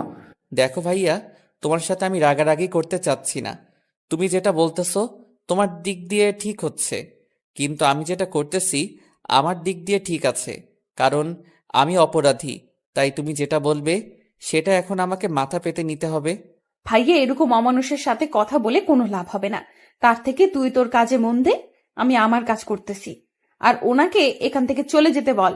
আচ্ছা আপু, তুমি যেটা বলবে সেটাই হবে। ভাইয়া আপনি এখান থেকে চলে যান, আমাদের কাজের ডিস্টার্ব হচ্ছে। আপনি এখানে থাকলে আমাদের কাস্টমাররা কি ভাববে বলেন তো? পরিবেশটা নষ্ট হয়ে যাচ্ছে আমাদের এখানকার। আচ্ছা ভাইয়া, আমি কালকে চলে যাচ্ছি, কিন্তু আমি বউ আর সন্তানকে নিয়ে যাব। আমার আব্বু এখানে একটু পরে এসে পৌঁছাবে, আমি তখন এখান থেকে আমার সন্তানকে নিয়ে যেতে যাচ্ছি, আশা করি কেউ মানা করবে না। আচ্ছা, আপনি আপনার সন্তানকে নিয়ে যেতে চাচ্ছেন, তাহলে এখানে উকিলকে এনে নিয়ে যেতে হবে, কারণ আমরা এলাকার মানুষ সবাই জানি এই আপুটা কত কষ্ট করে তার সন্তানকে লালন পালন করেছে। আপনি এসে বললেন আর আমরা তাকে যেতে দিলাম, এত সহজ না। আচ্ছা তাহলে তাই হবে, আমি সবকিছু কমপ্লিট করি, তারপর আমার সন্তানকে এখানে নিতে আসব। আমি তাহলে আজকে সন্ধ্যার পর এখান থেকে বেরিয়ে পড়ব। তাহলে আপনার সাথে কোর্টে লড়াই করতেছি, আমরা প্রস্তুত, কারণ আমাদের তো আর উকিলের কেনার টাকা লাগবে না, আমার বাবা নিজে একজন উকিল। এত কথা হচ্ছে কেন? এখানে উনি ওনার সন্তানকে নিয়ে যেতে চাইলে আমরা দিয়ে দিব। কি বলতেছো আফু এসব কথা? তোমার মাথা ঠিক আছে? তুমি কি বলতেছো? মাথায় কি কিছু আছে? তুমি এত কষ্ট করে সন্তান লালন পালন করতেছো আর তাকে ছেড়ে দিবে এত সহজে? আমি চাই না আমার জন্য কারো কোনো ক্ষতি হোক, বা আমার জন্য আঙ্কেল এত বড় একটা ঝুঁকি নিয়ে কাজ করবে, তার সামনে কোনো বিপদ হতে পারে, কারণ খারাপ মানুষ কখনো মানুষের ভালো দেখতে পারে না। তুই তাহলে একা কিভাবে থাকবি? এতদিন ধরে না হয় আমাকে বলতিস যে তোর সন্তানকে নিয়ে তুই সারা জীবন কাটিয়ে দিবি, এখন? আমার কথা বাদ দে তো, এখন তোর কথা তুই ভাব, আর আমার যা কপালে আছে তাই হবে। আর এই যে মিস্টার, আপনি আপনার সন্তানকে নিয়ে যেতে পারেন, আমরা কেউ কোনো রকম বাধা প্রদান করব না। আমার সন্তান কেন? আমি সন্তানের মাকে নিয়ে যেতে এসেছি, আর সন্তানকে নিয়ে যেতে এসেছি। তাহলে একজনকে নিয়ে অন্যজনকে ছেড়ে দেব কিসের জন্য? দেখেন, আমি এত কথা বলতে পারবো না আপনার সাথে। আমি এত কথা বলতে পারবো না আপনার সাথে। আপনি এখান থেকে চলে যান, সেটাই ভালো হবে। আর আপনি আপনার সন্তানের দাবি করেছেন, আপনার সন্তানকে আমি দিয়েছি, নিয়ে চলে যান এখান থেকে। আমার উপর আপনার কোনো দাবি থাকবে না। কথাটা মাথায় রেখো। এখনো তুমি আমার বউ আছো, তাই তোমার উপর অধিকার আমার আছে। আমি আপনার কোনো কথা শুনতে রাজি না। আমি নিজে করে নিজে খাই, আপনার কথা শুনবো কিসের জন্য? আর যখন প্রয়োজন ছিল তখন তো আমাকে ব্যবহার করেছেন, আর এখন প্রয়োজন আছে আবার নিয়ে যাচ্ছেন। আমার ব্যবহার করে ছেড়ে দেবেন না, এটাই আপনার লক্ষ্য, তাই না? দেখো, আমি কোনো কথা বলতে চাচ্ছি না, যেটা বলতেছি সেটাই হবে। আমি কোথাও যেতে পারতেছি না এখান থেকে। আমি এখানেই থাকবো, এখানেই মরবো, এখানেই আমার মাটি হবে। আমি এখান থেকে কোথাও যাব না। আব্বু চলে এসেছে। দেখো, এখন তো একটু নিজেকে সামনে রাখো, নিজেকে কন্ট্রোলে রাখো। সামনে গিয়ে তাকে রিসিভ করে নিয়ে আসো। আমি পারবো না। কিসের জন্য যাব? আমার তো এখানে আপনাদের কাউকে চিনি না। সো আপনারা আপনাদের মতো থাকেন। এবার কিন্তু বাড়াবাড়ি হয়ে যাচ্ছে, ভালো হবে না বলে দিলাম। তাই যেটা বলতেছি সেটাই করো। আনিশা কোনো কথা না বলে চুপচাপ সে রান্নাঘর থেকে বেরিয়ে আসলো। তারপর গুটি গুটি পায়ে নিজের মুখে কাপড় মরিয়া দিয়া লোকটাকে রিসিভ করে আনলো। কালাম সাহেব এখন পর্যন্ত বুঝতে পারেনি যে এটা তার সেই আদরের বৌমা, যাকে তিনি নিজের থেকেও বেশি বিশ্বাস করতেন। আর সেই বাড়িতে আনিশার একমাত্র ভরসা ছিল এই লোকটি। তাই আনিশার নিজের অজান্তেই লোকটার কাছে চলে আসলো। কালাম সাহেব চুপচাপ মেয়েটার সাথে আসতে লাগলো, কিন্তু কালাম সাহেবের সন্দেহ হচ্ছে যে তার ছেলে না আসে মেয়েটা কেন আসলো এখানে। আর তারা তো এখানে দুজন আছে, তাহলে তাদের দুজনকে হাসি খুশি মুখে তাকে এখানে এসে রিসিভ করে নিয়ে যাওয়ার কথা ছিল। কিন্তু তার ছেলে বউ কোথায়? আচ্ছা মা, আমার ছেলে কি তোমাকে এখানে পাঠিয়েছে নাকি অন্য কেউ পাঠিয়েছে তোমাকে এখানে আমাকে রিসিভ করে নিয়ে যাওয়ার জন্য? আনিশা মহা বিপদে পড়ে গেল। কি বলবে না বলবে ভেবে পাচ্ছে না। সে যদি এখন কথা বলে তার কাছে ধরা খেয়ে যাবে, কারণ উনি একমাত্র ব্যক্তি যে সব সময় তার পাশে ছিল। তার মানে এখন যদি কথা বলে তাহলে ধরা খেয়ে যাবে, এটা শিওর। আনিশা কোনো কথা না বলে চুপচাপ বাড়িতে আসতে লাগলো। সেটা দেখে কালাম সাহেব বিরক্ত নিয়ে মেয়েটার সামনে এসে দাঁড়িয়ে পড়ল। কালাম সাহেবের সন্দেহ হতে লাগলো এটাই তার বৌমা। তার কি হাল হয়েছে এখন চেনা যাচ্ছে না, চেহারাটা আগের মতো নেই, নষ্ট হয়ে গিয়েছে। আমি তোমাকে যেটা বলেছি সেটার উত্তর দিচ্ছ না কিসের জন্য? আমি চিনে ফেলেছি। আপনাদের এরকম ঘটনা আমার ভালো লাগতেছে না। এক সময় বলেছিলেন যে বাসা থেকে বেরিয়ে না গেলে মেরে ফেলা হবে, আর এখন আমার পেছনে লেগে পড়েছেন কিসের জন্য? তুমি যেটা খুশি সেটাই বলতে পারো, আমি মাথা পেতে নেব, কারণ তুমি ভালো করে জানো আমার ব্যবহার। দেখেন বাবা, আপনারা এখান থেকে চলে গেলে আমি খুশি হতাম। আমি আমার সন্তানকে নিয়ে একটু সুখে থাকতে চাই। আমরা যে অশান্তিতে আছি তোমাকে ছাড়া, তুমি সেটা কেন বোঝো না? তোমাকে এই 4 বছর আমার ছেলে কোথায় না কোথায় খুঁজেছে। আমার মতো খ্যাত মার্কা মেয়েকে কেন খুঁজে যাবে? তার জন্য তো একটা মডার্ন বউ এনে দিলেই হইতো। তুমি যে মানুষটার উপর রাগ করে আছো সেই মানুষটা এখন আর পৃথিবীতে নেই। কি বলতেছেন এসব আপনি? আপনার মাথা ঠিক আছে? আমাকে মিথ্যা বলতেছেন? তুমি যখন বাসা ছেড়ে চলে এসেছিলে না, তখন সে তার ভুলটা বুঝতে পেরেছিল, আর তোমাকে খোঁজার জন্য রাস্তায় রাস্তায় সব সময় ঘুরে বেড়াইতো। আর হঠাৎ করে একদিন আমরা ফোন করে জানতে পারি যে সে... আব্বু, আপনি কান্না করলে কিন্তু আমি ভালো মতো থাকতে পারি না। আমার ভেতরে কিন্তু ভেঙে যায় একদম। আপনি ভালো করে জানেন, প্লিজ কান্না করবেন না। জানো, যখন তুমি ছেড়ে চলে এসেছিলে না, তখন থেকে আমরা পথের ফকির হয়ে গিয়েছি। আমার ছেলেটা মেয়ের নেশায় পড়ে সব সম্পত্তি নষ্ট করে দিয়েছে।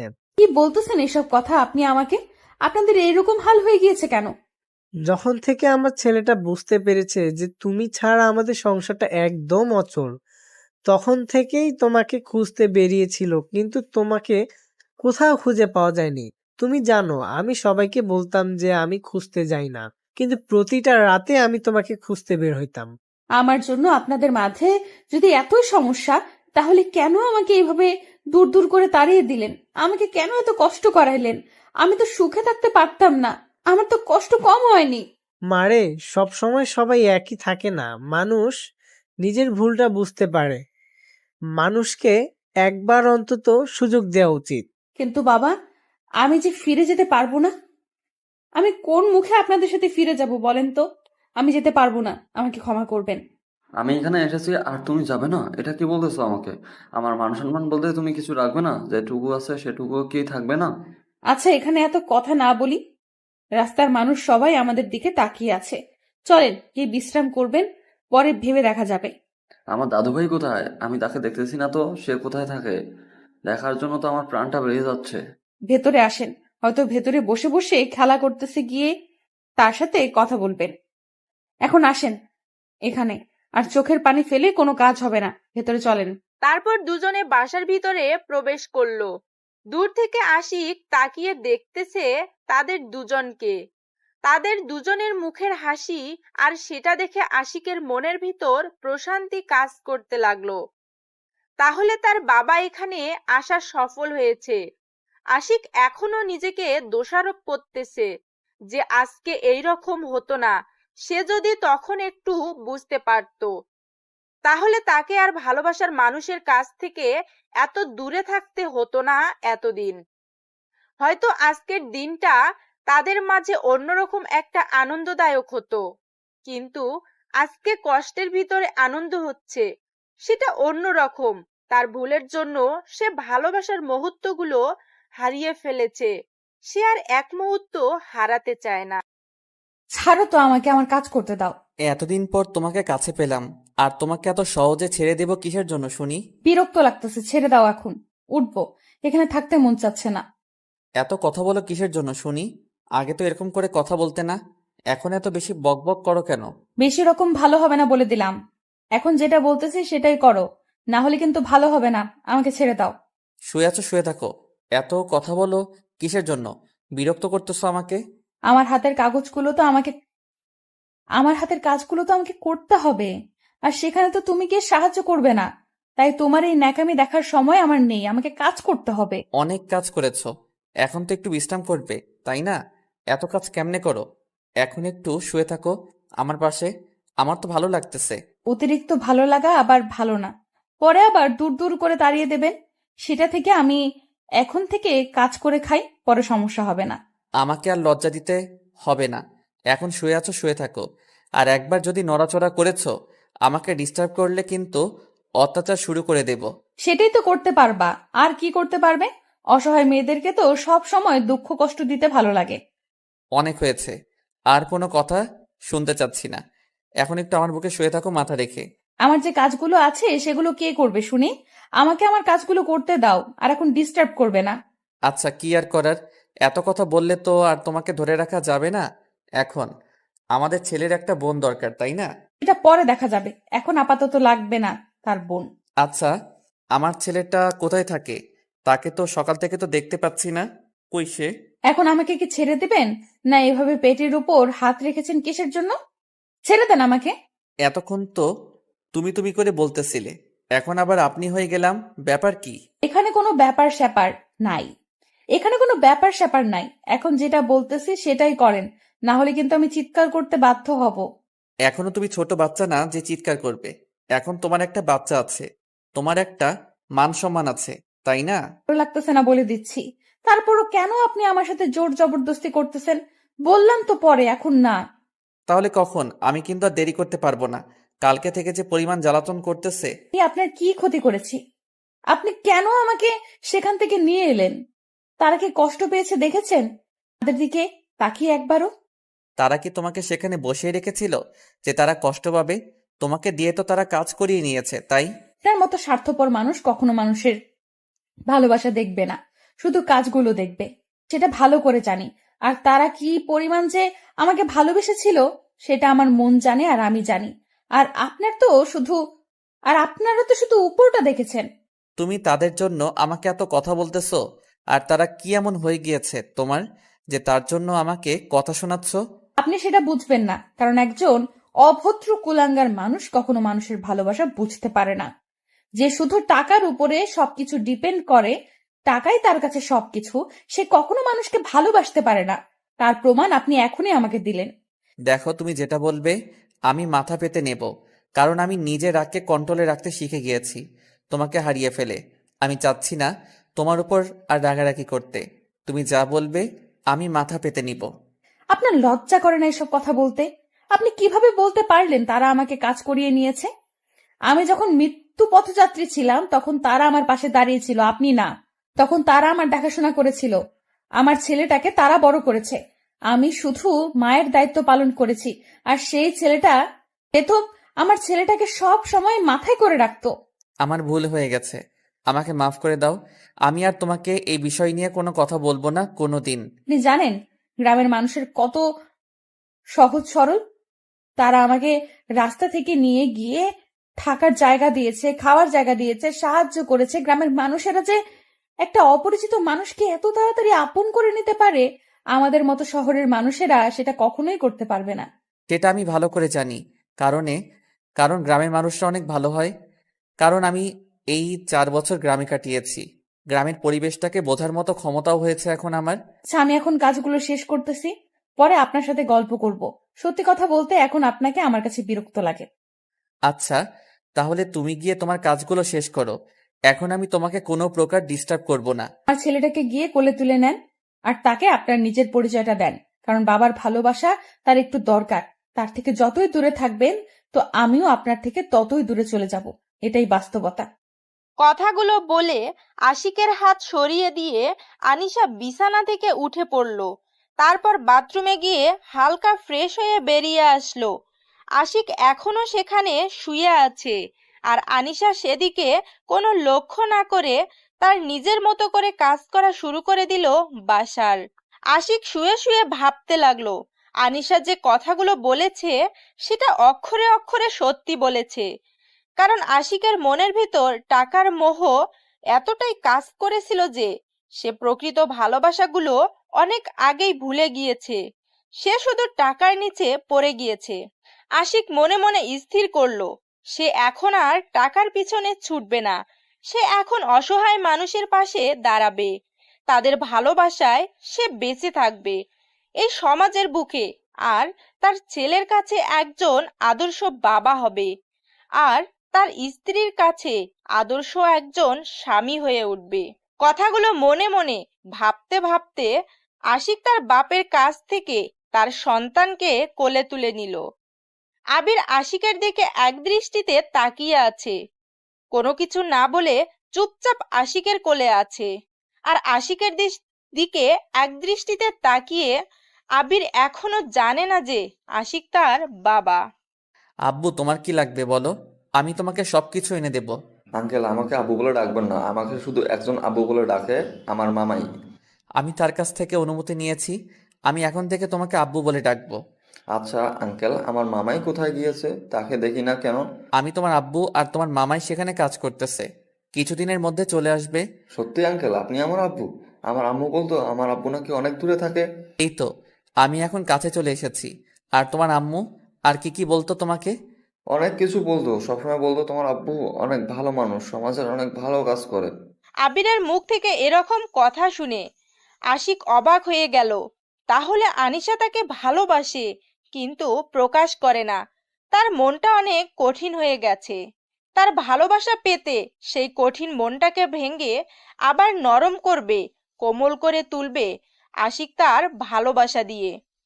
আবিরকে সে কোলে করে নিয়ে আনিশার কাছে চলে আসলো।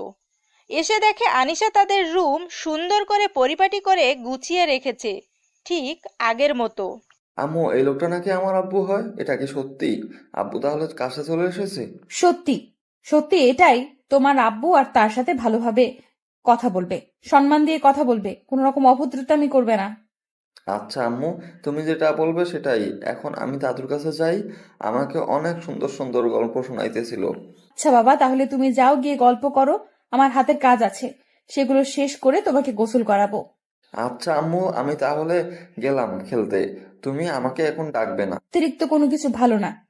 শোনাই, নিজের শরীরের প্রতি খেয়াল রাখতে হবে, তাই তোমার ঘুমানোর প্রয়োজন। বেশিক্ষণ থাকবে না, চলে আসবে তাড়াতাড়ি, বা ওখানে ঘুমিয়ে পড়বে। তারপর আবির রুম থেকে বেরিয়ে গেল। আশিক এসে রুমের দরজাটা ভিতর থেকে বন্ধ করে দিল। সেটা দেখে আনিশা অবাক হচ্ছে, কারণ আশিকের চোখে মুখে দুষ্টুমি ভরপুর করতেছে। সেটা আনিশা স্পষ্ট বুঝতে পারতেছে, কিন্তু আশিককে কোনো কিছু বলতে পারতেছে না সে। তারপর আশিক ধীরে ধীরে আনিশার দিকে এগিয়ে আসতে লাগলো, আর আনিশা আশিকের থেকে পিছনে যেতে লাগলো। আশিক যতই এগিয়ে আসতেছে, আনিশা ততই পিছিয়ে যাচ্ছে আশিকের থেকে। তারপর ধীরে ধীরে আনিশার কাছে চলে আসলো।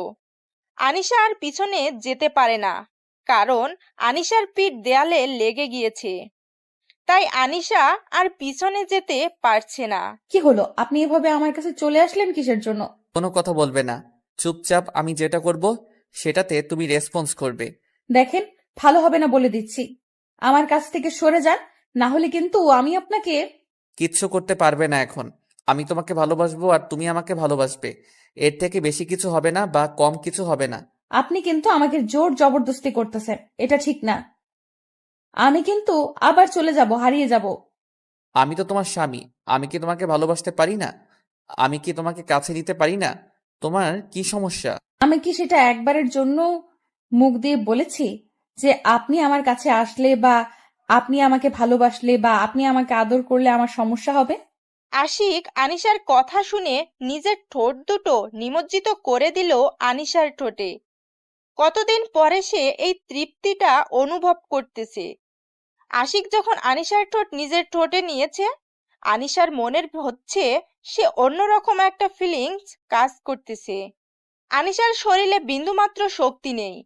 আনিশা আশিকের শরীরের উপরে নিজের শরীরটা এলিয়ে দিল, আর আশিক আনিশাকে কোলে তুলে নিয়ে বিছানার উপর শুইয়ে দিল, আর আশিক তার উপর শুয়ে পড়ল।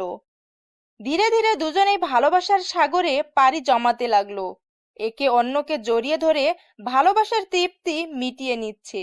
প্রতিদিন ভালোবাসার নতুন নতুন গল্প পেতে চ্যানেলটি সাবস্ক্রাইব করে পাশে থাকা বেল বাটনে ক্লিক করুন।